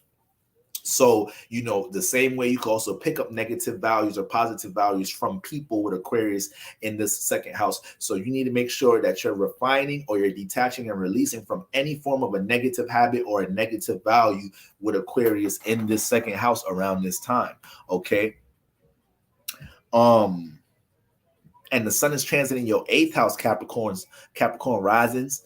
So Capricorn suns and risings, you may have felt, once again, somewhat isolated during this Leo season. You may have felt like you need to take more action and be more aware as to things that affect your emotional well-being. It may have been a lot of strong influences. Even if you're a Capricorn sun, you could be a Capricorn sun, Virgo moon, Taurus rising. You could be all earth and air, no emotions, nothing, but you got the sun transit in your 8th house. So you're going to be aware as to You're going to be aware about your emotional well-being during this transit with the sun transit in Leo. You're gaining a lot of awareness as to how things in the transformations in the past affect how you deal with the emotions today. You're gaining a lot of awareness on how you can, because Capricorn sun rises, you got that Leo energy resonating in the eighth house. So Leo deals with creative expression, but you have it in the hidden house. So this Leo season may have brought a lot of, realizations as to certain things you don't want to keep hidden anymore with your creativity, certain things that you have awareness about that you could possibly teach others or demonstrate to others that you don't want to keep hidden no more. So the sun in the eighth house is definitely Leo season going to have you paying attention to all of that, but especially bringing understanding to things dealing with past transformations in your life. So right now, Capricorn sun rises is very common for a lot of y'all to be in the energy where y'all feel like y'all not putting things on the back burner no more when it comes into creative expression, self-expression, creative endeavors, connecting to the inner child. You've been feeling on all that deeply with the sun in the eighth house in Leo, all right? And new ways to heal, new ways to cater to your subconscious and your emotions in some type of shape or form, all right? And then, we got that Taurus in the fifth house. So, Capricorn sun's rises, you definitely dealing with heavy energies influencing your creative expression and getting it out of the dark, getting your creative expression out of the dark, making sure that connection with the inner child is not neglected here. Okay. And then when it comes into Taurus in your fifth house, you've been experiencing transformations when it comes into how you creatively express yourself, how you deal with being on the stage. You may have had a great business idea, a great plan. You may have something in motion right now that you're building stability on as a Capricorn sun rising. And this may be the time where you're starting to realize you need to learn how to be more of the face of your business. You possibly need to be more expressive within your business or your brand. You need to become more comfortable dealing with the attention or light that comes from what you're building. All right. And also being more intentional about how you deal, once again, with that inner child. How you deal with that inner child, how you deal with conducting yourself on the stage. Mars has been creating a lot of frustration when you jump into neglecting things dealing with your creative expression, connecting to the inner child. There's been a lot of frustration that's been built up around this time because Mars don't play that when it gets into the fifth house. It's intentional about that. So any type of creative artistic abilities, Mars becomes intentional about it. Anything dealing with having fun, connecting to things that make you feel lively, Mars is intentional about it. Anything dealing with entertainment, Mars is intentional about it. If it's dealing with childlike activity, Mars is passionate about it. So let's take that into account right now, my Capricorn sun risings. We don't want to neglect none of these things, and we want to build more of a balance. Once again, we just had the full moon in Capricorn a month from now, and that energy was about finding the balance between the work and the home life, right? Work and family life. So there may have been a lot of shifts that you experienced in this past month within your family, within your household where you live at. All right. I'm a Capricorn rising. So and a Capricorn moon. So I already understand the shift that may have taken place if you have prominent Capricorn placements. But for my Capricorn sun risings, when it comes into that fifth house, we have to make sure that we acknowledge things that need to make it to that stage.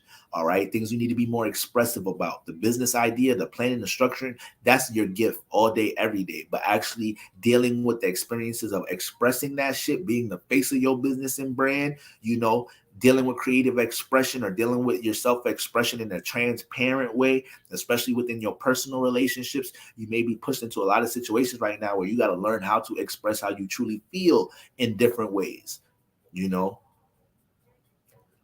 So that's very important right now for my Capricorn suns and risings. But the full moon in the second house is definitely going to put you in a state where you're going to become, you're going to have no tolerance for things that are not, for people, places, and things that are not supportive of your value system. So you guys definitely have a low tolerance for these things.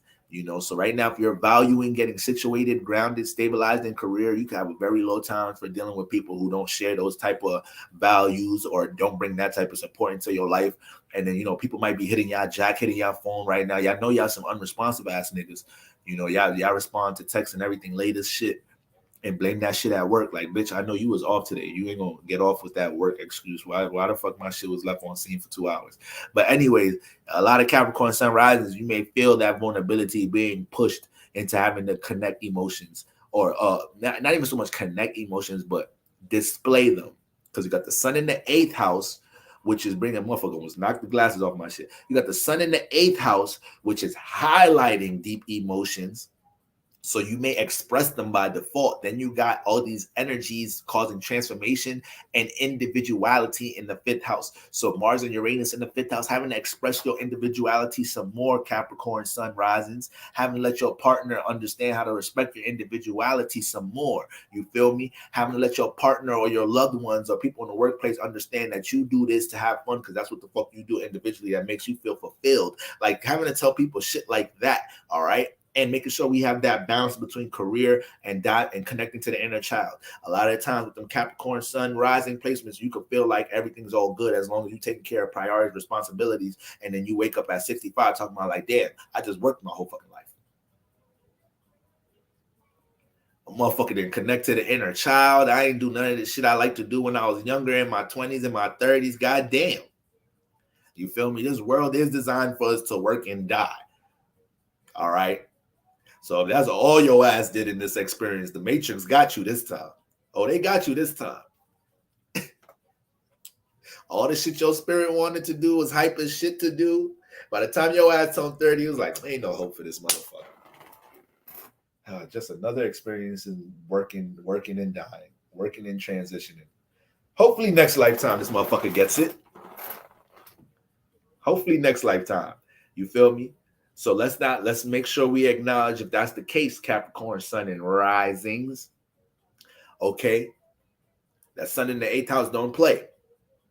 So you're definitely noticing how you overindulging. I don't even want to use the word overindulging, but you being so active with what you're trying to build or structure or career influences in your life is actually the thing that's weighing heavy on your subconscious. The sun in the 8th house was pointing that shit out.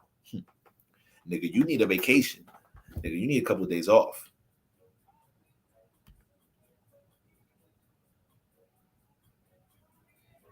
So that's what we got going on for my Capricorn sun risings. Then Aquarius sun and risings. All right.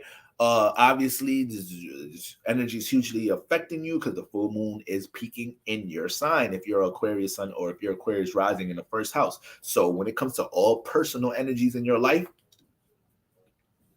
this energy is all about personal transformation and self-development, bringing understanding to your ideas you care about the most. This is the most important thing I need my Aquarius placements to understand about this transit. You guys are intellectuals, natural intellectuals, some of the smartest people in the world, all right? Abstract thinkers, very influential people, all right? However, sometimes your thoughts, your ideas can have control over you. Sometimes your ideas and thoughts can be so high, so complex, or to the point that it makes you feel lazy to even take action on this shit. You feel me? So you have the intelligence to develop these ideas and strategies and understand how to make things work amongst people, how to influence a community, how to rally up people. Yeah, you're naturally going to have these influences, but you know, you got the motherfucking you got the full moon transiting your shit. Then the moon deal with emotion and caring. We know Aquarius energy ain't dealing with no goddamn emotions. So with the full moon in Aquarius, right now, Aquarius sun rises, you being put in a position where you have to show universe which ideas you care about the most. We're not going to stay here and just float in our head. We're not going to have the knowledge to motherfucking treat cancer in our head, but because it deals with too many methods and too much strategies in your head, you feeling overwhelmed and you don't know how to go about it. Whole time you got a whole pioneering, life-changing, transformative idea and thought in your head, but that sun energy debilitated with Aquarius, so you might not take action on it. You might stay in your head. You might let your thoughts dominate you. So right now, this full moon is like, okay, Aquarius sun risings, which personal aspirations and goals and things that you want to stabilize in your personal life, which one of these things do you care about the most? We know there's a lot of different things, but which ones do you care about the most right now? What do you care about bringing structure to the most right now, Aquarius? Is it your personal relationships? Is it how you build stability? Is it your spiritual development? Is it things dealing with personal development? Maybe you want to, get in better shape. Maybe you want to do this, that, and the third. But this is the influence here.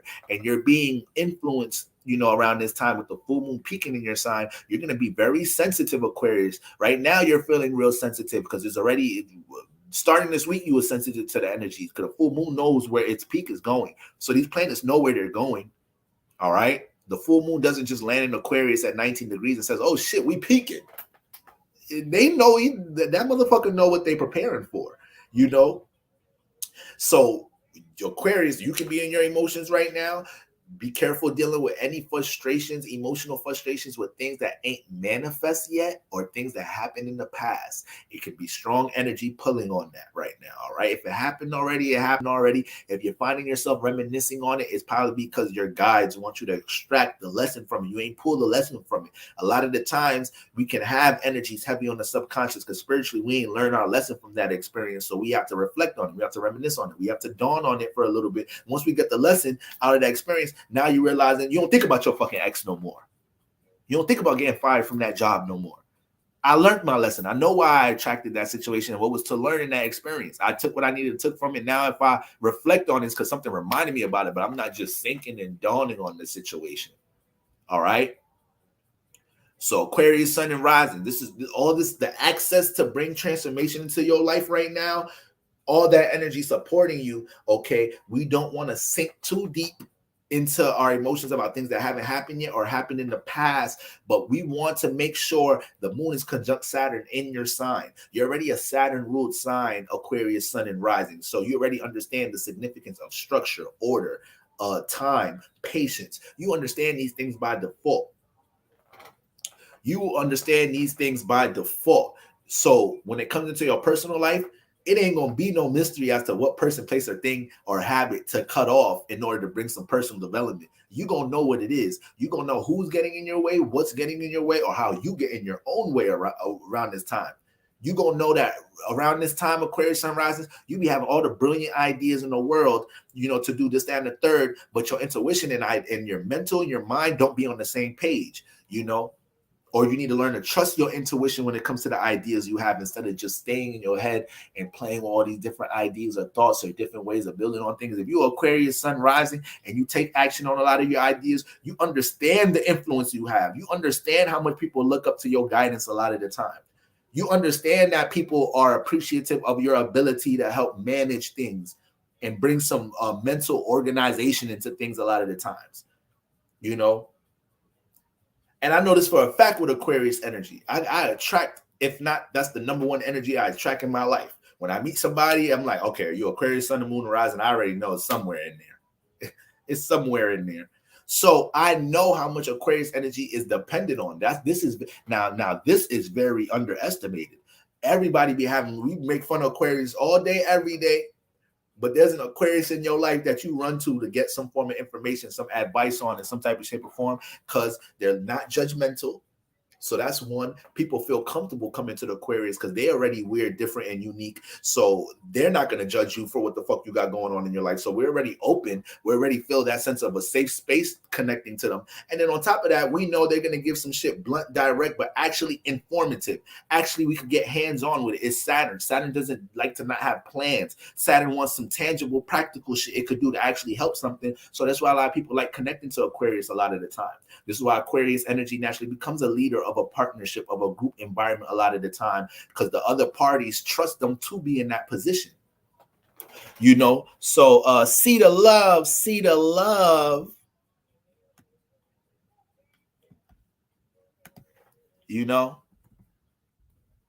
So Aquarius, Sun, Rising, this is definitely a time, intuition is going to be very strong as to how to pour into your personal aspirations and goals, who to cut off that gets in the way of your personal aspirations and goals. When it comes into your personal house, your first house, that house is fully illuminated. So anything dealing with how you personally express yourself, personal aspirations, things dealing with the body too. If you're not in shape right now, full moon trans in your first house in Aquarius, you'd be mad critical about yourself. Like, damn, I had all summer to get in shape. I said I was going to be in shape before the fucking summer. I said I was going to be in shape shape by the spring. I wasn't fucking in shape. Then I just want the whole summer not in shape. I swear to God, I'm gonna do this, that, and the third. And take all that motivation and all that shit into the fall and winter. Summertime done. You ain't get that. You ain't get that body for the summer. That's it. Summertime done. We about to be in Virgo season right around the corner. All right. We might as well deal with some progressive thinking, which Aquarius deals with. Progressive thinking, and let's get ready to understand how we finna build this motherfucking body in the fall winter time instead of hanging over that shit. You feel me? Around this time, full moon got you reminiscing about everything you should have been doing with personal development instead of just understanding it now, supporting it now, nurturing it now.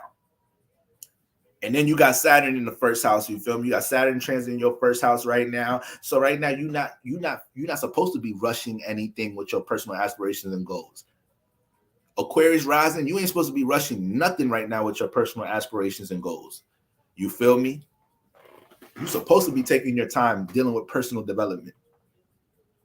You're supposed to be okay on going to the gym 2 days in a row and feel like you ain't lose no fucking weight this, that, and the third. Oh, well, this shit take time. This shit This shit ain't gonna happen overnight.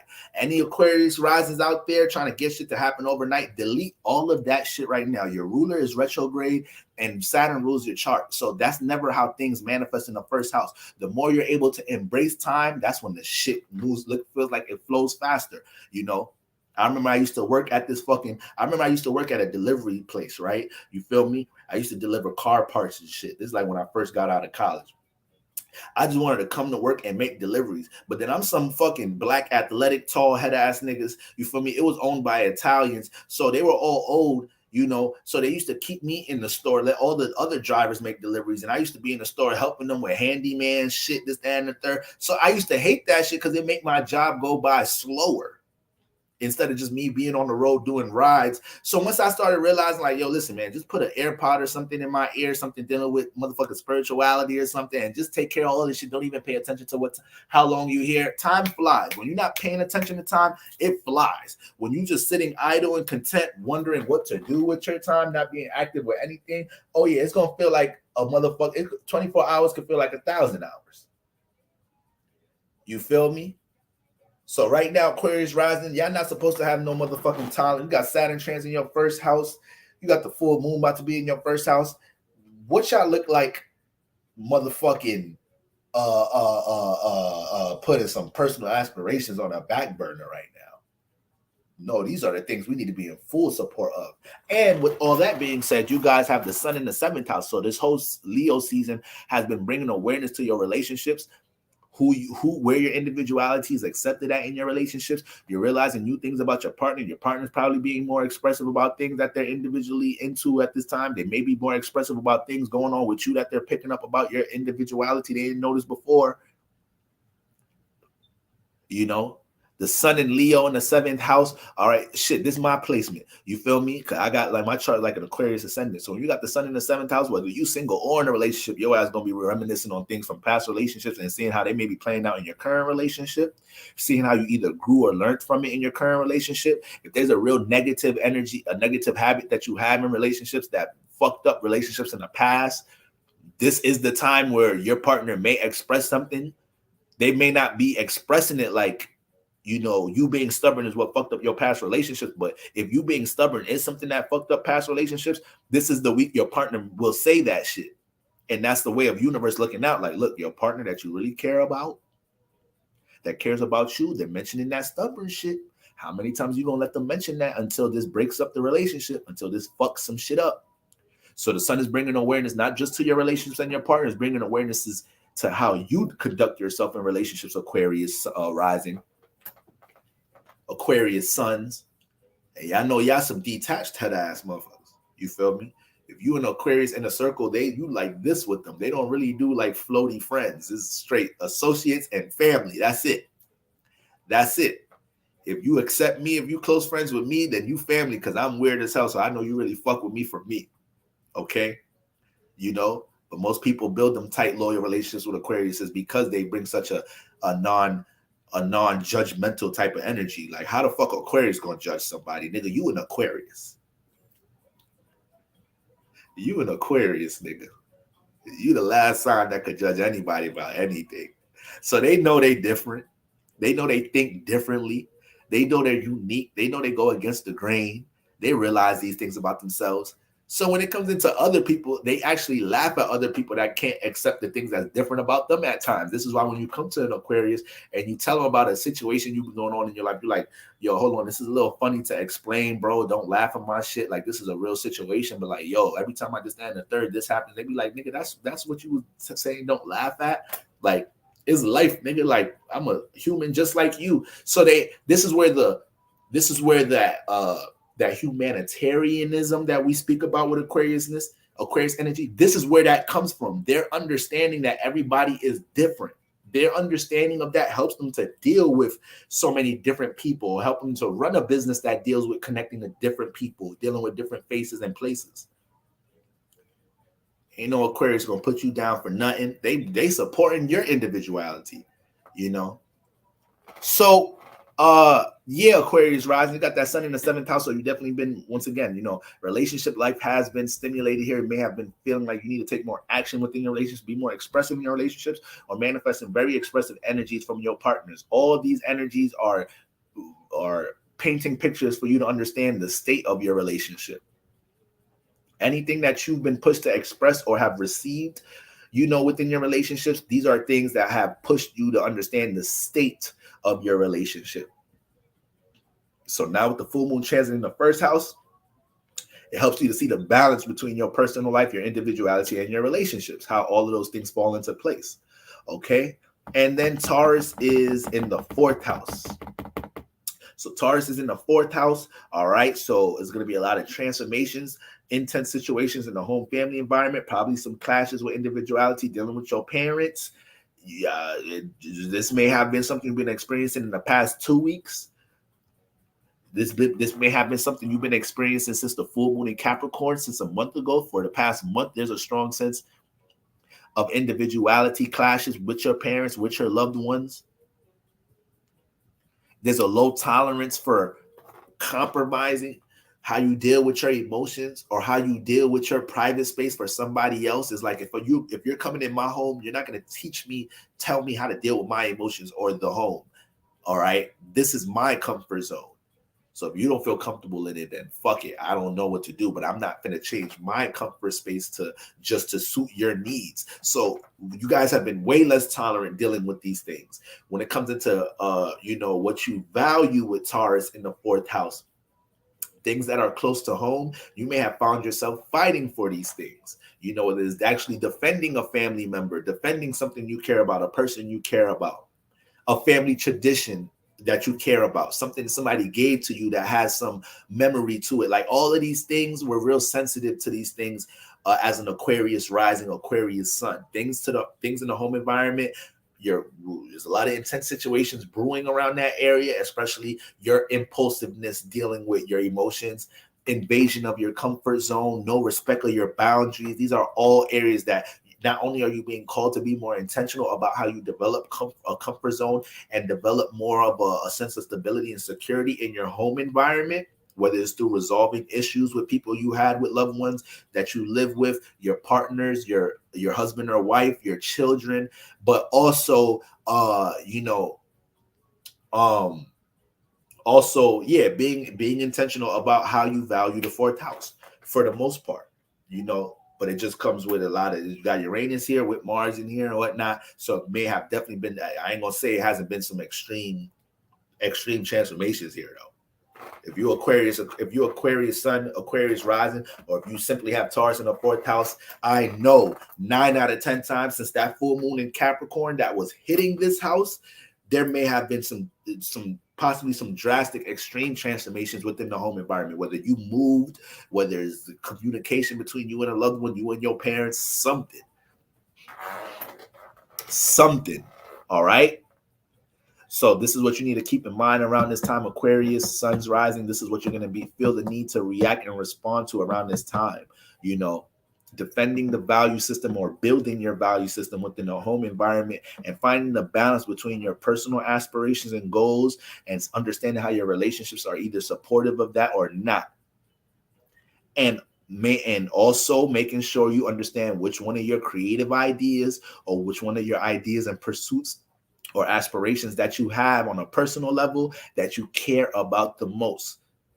It may be a lot of things that you want to do. You're an air sign. So there's a lot of different ideas and things you have in your head. You're Aquarius. You're very fucking creative.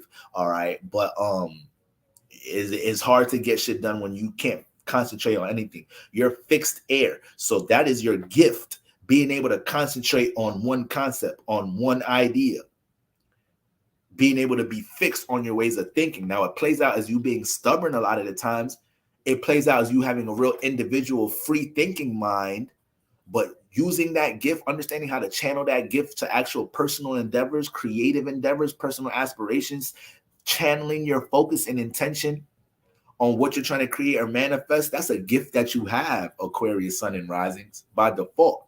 Aquarius Risings, you do this in your personal life. So you have certain standards and goals of things you want to manifest in your personal life. And as soon as you come in contact with a certain person, place, or thing, you already intuitively pick up if it goes against the things that you're trying to build in your first house, because you have a fixed personality. You have a fixed personal outlook. You know, so things either align with your personality or personal outlook, or it doesn't. So this is why y'all bring a lot of individuality into the zodiac.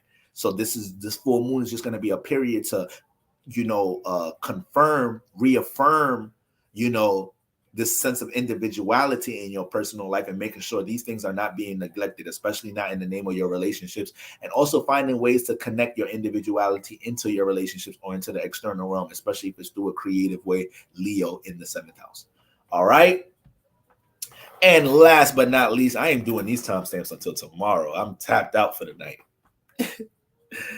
Y'all favor me because there's no lie about the home environment and posting is hard to control, especially your natural instinct. Oh yeah, I already know the vibes. Soulful connections. I already know the vibes. You feel me? Like I said, this is my placement, so I already know all the transformation that can take place in the home environment over the past month. I already get it. I already get it. But if you got strong Aquarius energy, Aquarius sun rising, you got to be a progressive thinker right now. You can't get too caught up in the past, and you got to be able to move with things that are changing, that are evolving, or things that you might have to let go, because there is a lot of changes. The fixed signs, Scorpios, Tauruses, Aquariuses, Leo to a degree, but those fixed signs,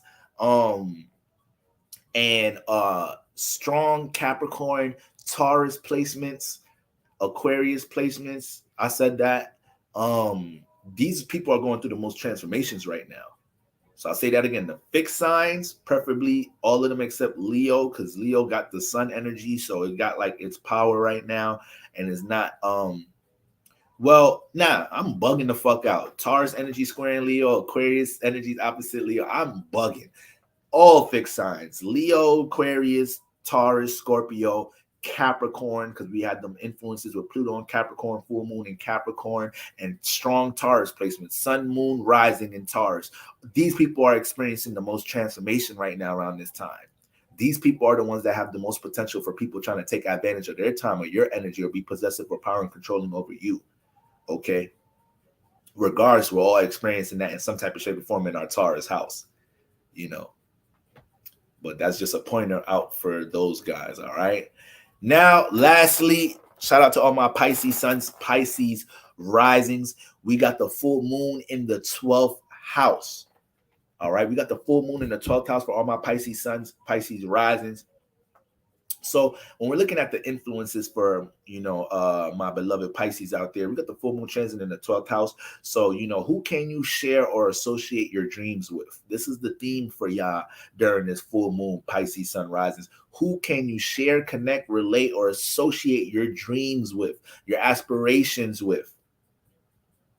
You could connect with certain people to have fun. You could connect with certain people on an intimate level. Who can you share your dreams and your aspirations with?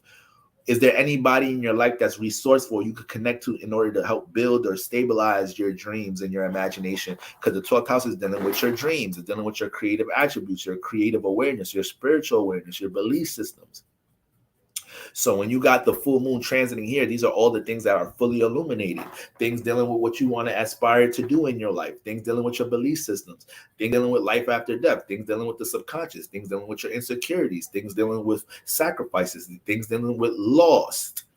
Things you may have lost in your life. These are all things that are fully illuminated around this time. Okay. But you have Aquarius in the 12th house. So a lot of times you're going to have a real abstract way of thinking about manifesting your dreams. A lot of the times, you're going to be more inclined to connect your dreams to people out in the external realm and connect it to people, you don't know, or people who's within the same community or industry as you. Aquarius is all about expansion and dealing with the unknown in some type of shape or form. So if you have the full moon transiting the 12th house, around this time, these are the things you're going to be feel the need to either detach or release from. Things that don't support your dreams, people, places, and things that don't support your dreams. If you have some personal habits that don't support your dreams, this is going to be big here too, because the 12th house deals with, escape mechanisms, because the 12th house deals with the astral realm. All right, it deals with our dreams, the subconscious, our imagination. So it deals with the astral realm, and sometimes we connect to a lot of different things as an escape mechanism. We take shrooms, but some motherfuckers smoke weed, some motherfuckers drink alcohol, some motherfuckers, all different type of shit to help you feel like you're tapping more into your subconscious, right? You feeling more spiritual, or you're connecting more to, things in your imagination. Okay, so this is why a lot of heavy 12th house placements can develop attachments, addictions, and whatnot, because these things are used in order to feel like they're connecting to that 12th house some more. So with the full moon transiting here, if there's any negative habits, negative habits you have, relationships, negative ways of thinking, negative attitudes, the full moon is going to make sure that all of that shit you release and detach from all of that shit and have more of a positive outlook on how you deal with pouring into your dreams, pouring into the subconscious. This is definitely going to be a time where you're sensitive to the emotions. Everybody going to be sensitive to the emotions because of the full moon, but you got the full moon transit in your 12th house. All right, the 12th house deals with the subconscious. It deals with our insecurities. So, it could be all type of different triggers coming from different places. So you just want to make sure you have your boundaries set and you protect your space around this time. Pisces sun, Pisces risings. But the 12th house is your essence. All right. It is dealing with spirituality, it's dealing with education, is dealing with your belief system, dealing with your creative aspirations, your dreams and imagination. So these are all the things that you may reminisce on you not supporting in your past, you having to invest into more now. You may feel like, once again, you need to make drastic changes. That's the thing. We got Saturn conjunct the moon. So people are going to be pretty, not just drastic, but, pretty concrete on things dealing with, pretty concrete about the thing they want to detach and release from, because Saturn brings a serious approach. So right now we're going to be influenced, Pisces suns and rises. You're going to feel such a stronger influence to have a serious approach towards planning, organizing, structuring, and responding to your dreams and creative aspirations. All right. Or your ability to teach others something, your ability to share your experience or your wisdom with something. It may be something on a creative level, maybe something dealing with spirituality, or maybe something that you learned about the subconscious through your relationships.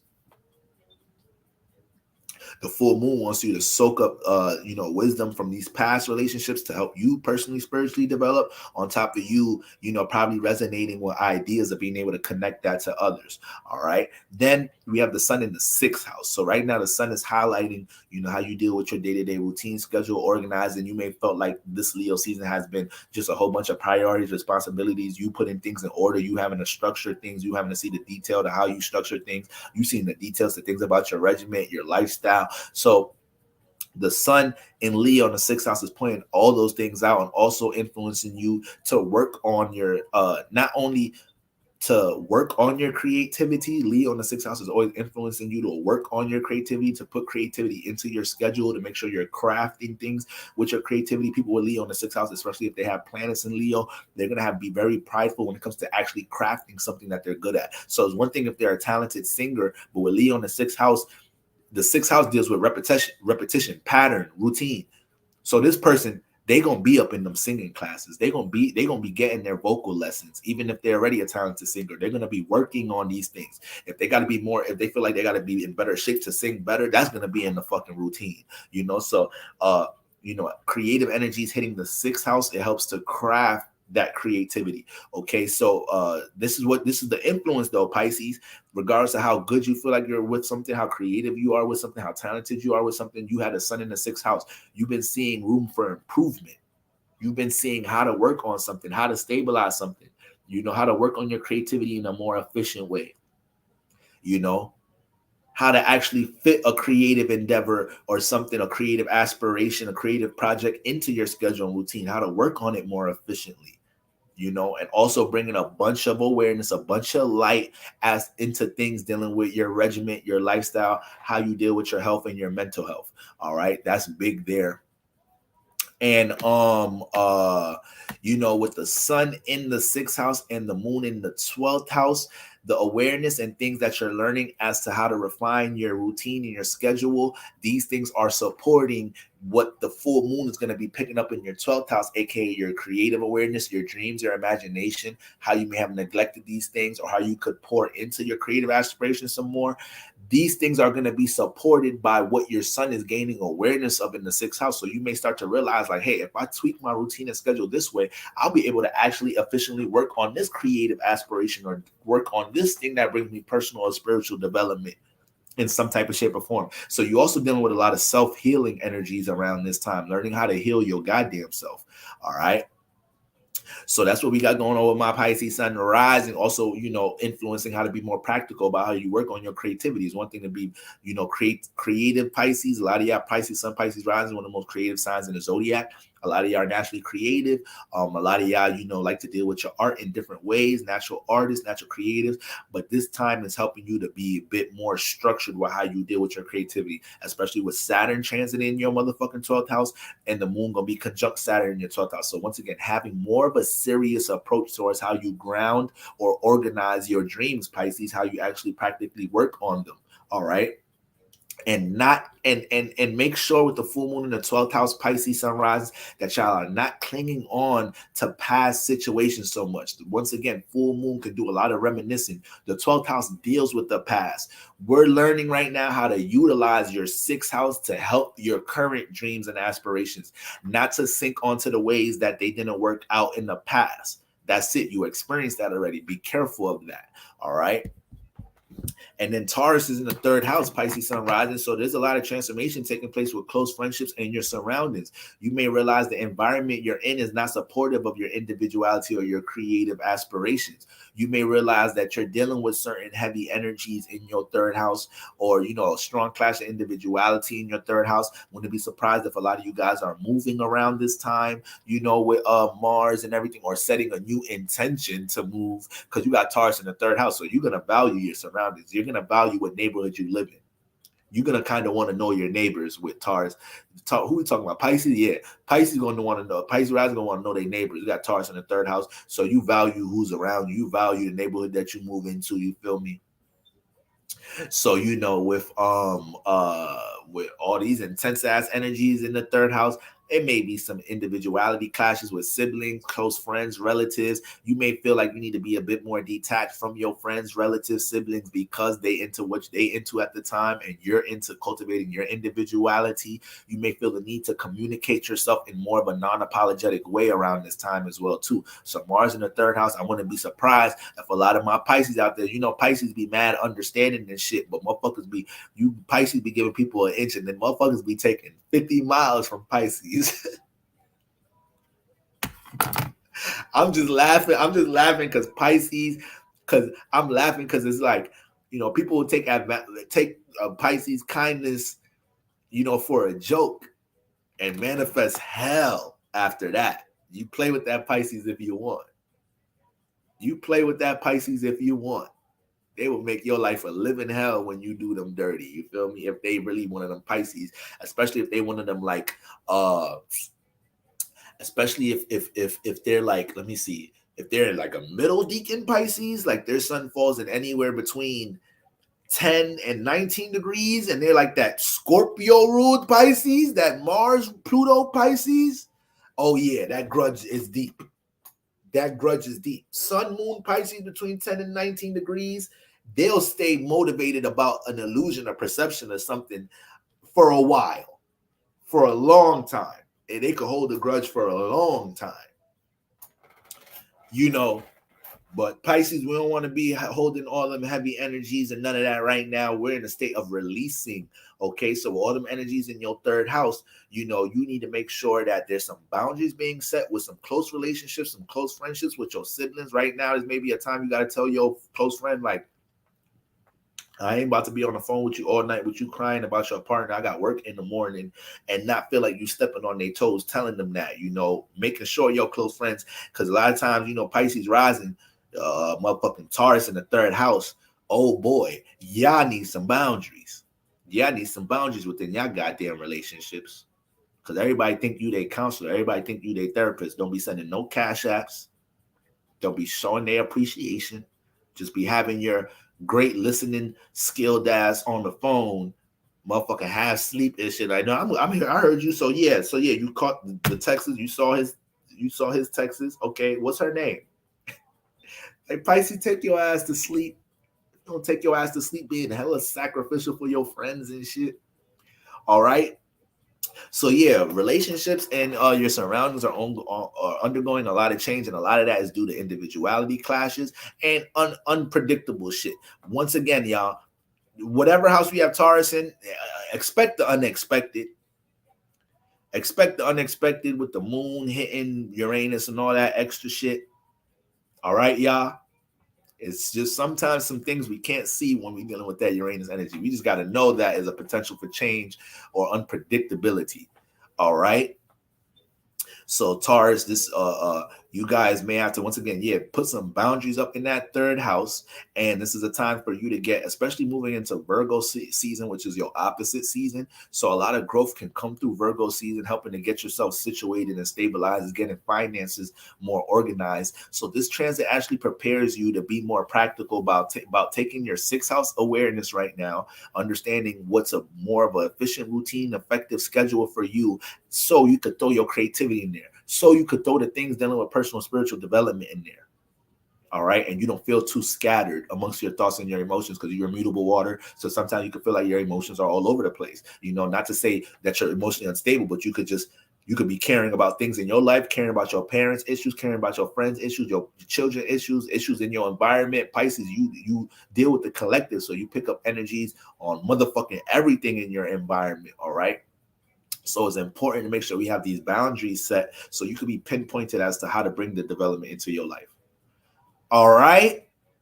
All right, guys. Just went motherfucking 3. It's 3:33. Shout out to the motherfucking it's not 3:33, but my timer on StreamYard says 3 hours 33 minutes. So just look at that, man. We expanding our surroundings, and I just finished talking about the third house on top of that.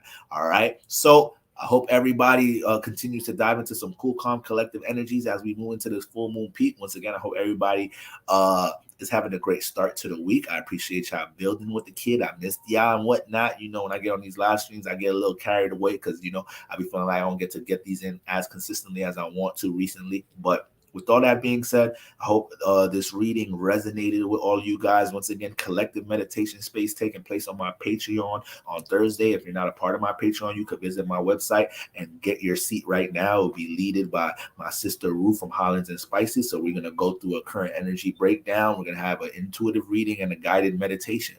All right, family. So until next time, peace, gang.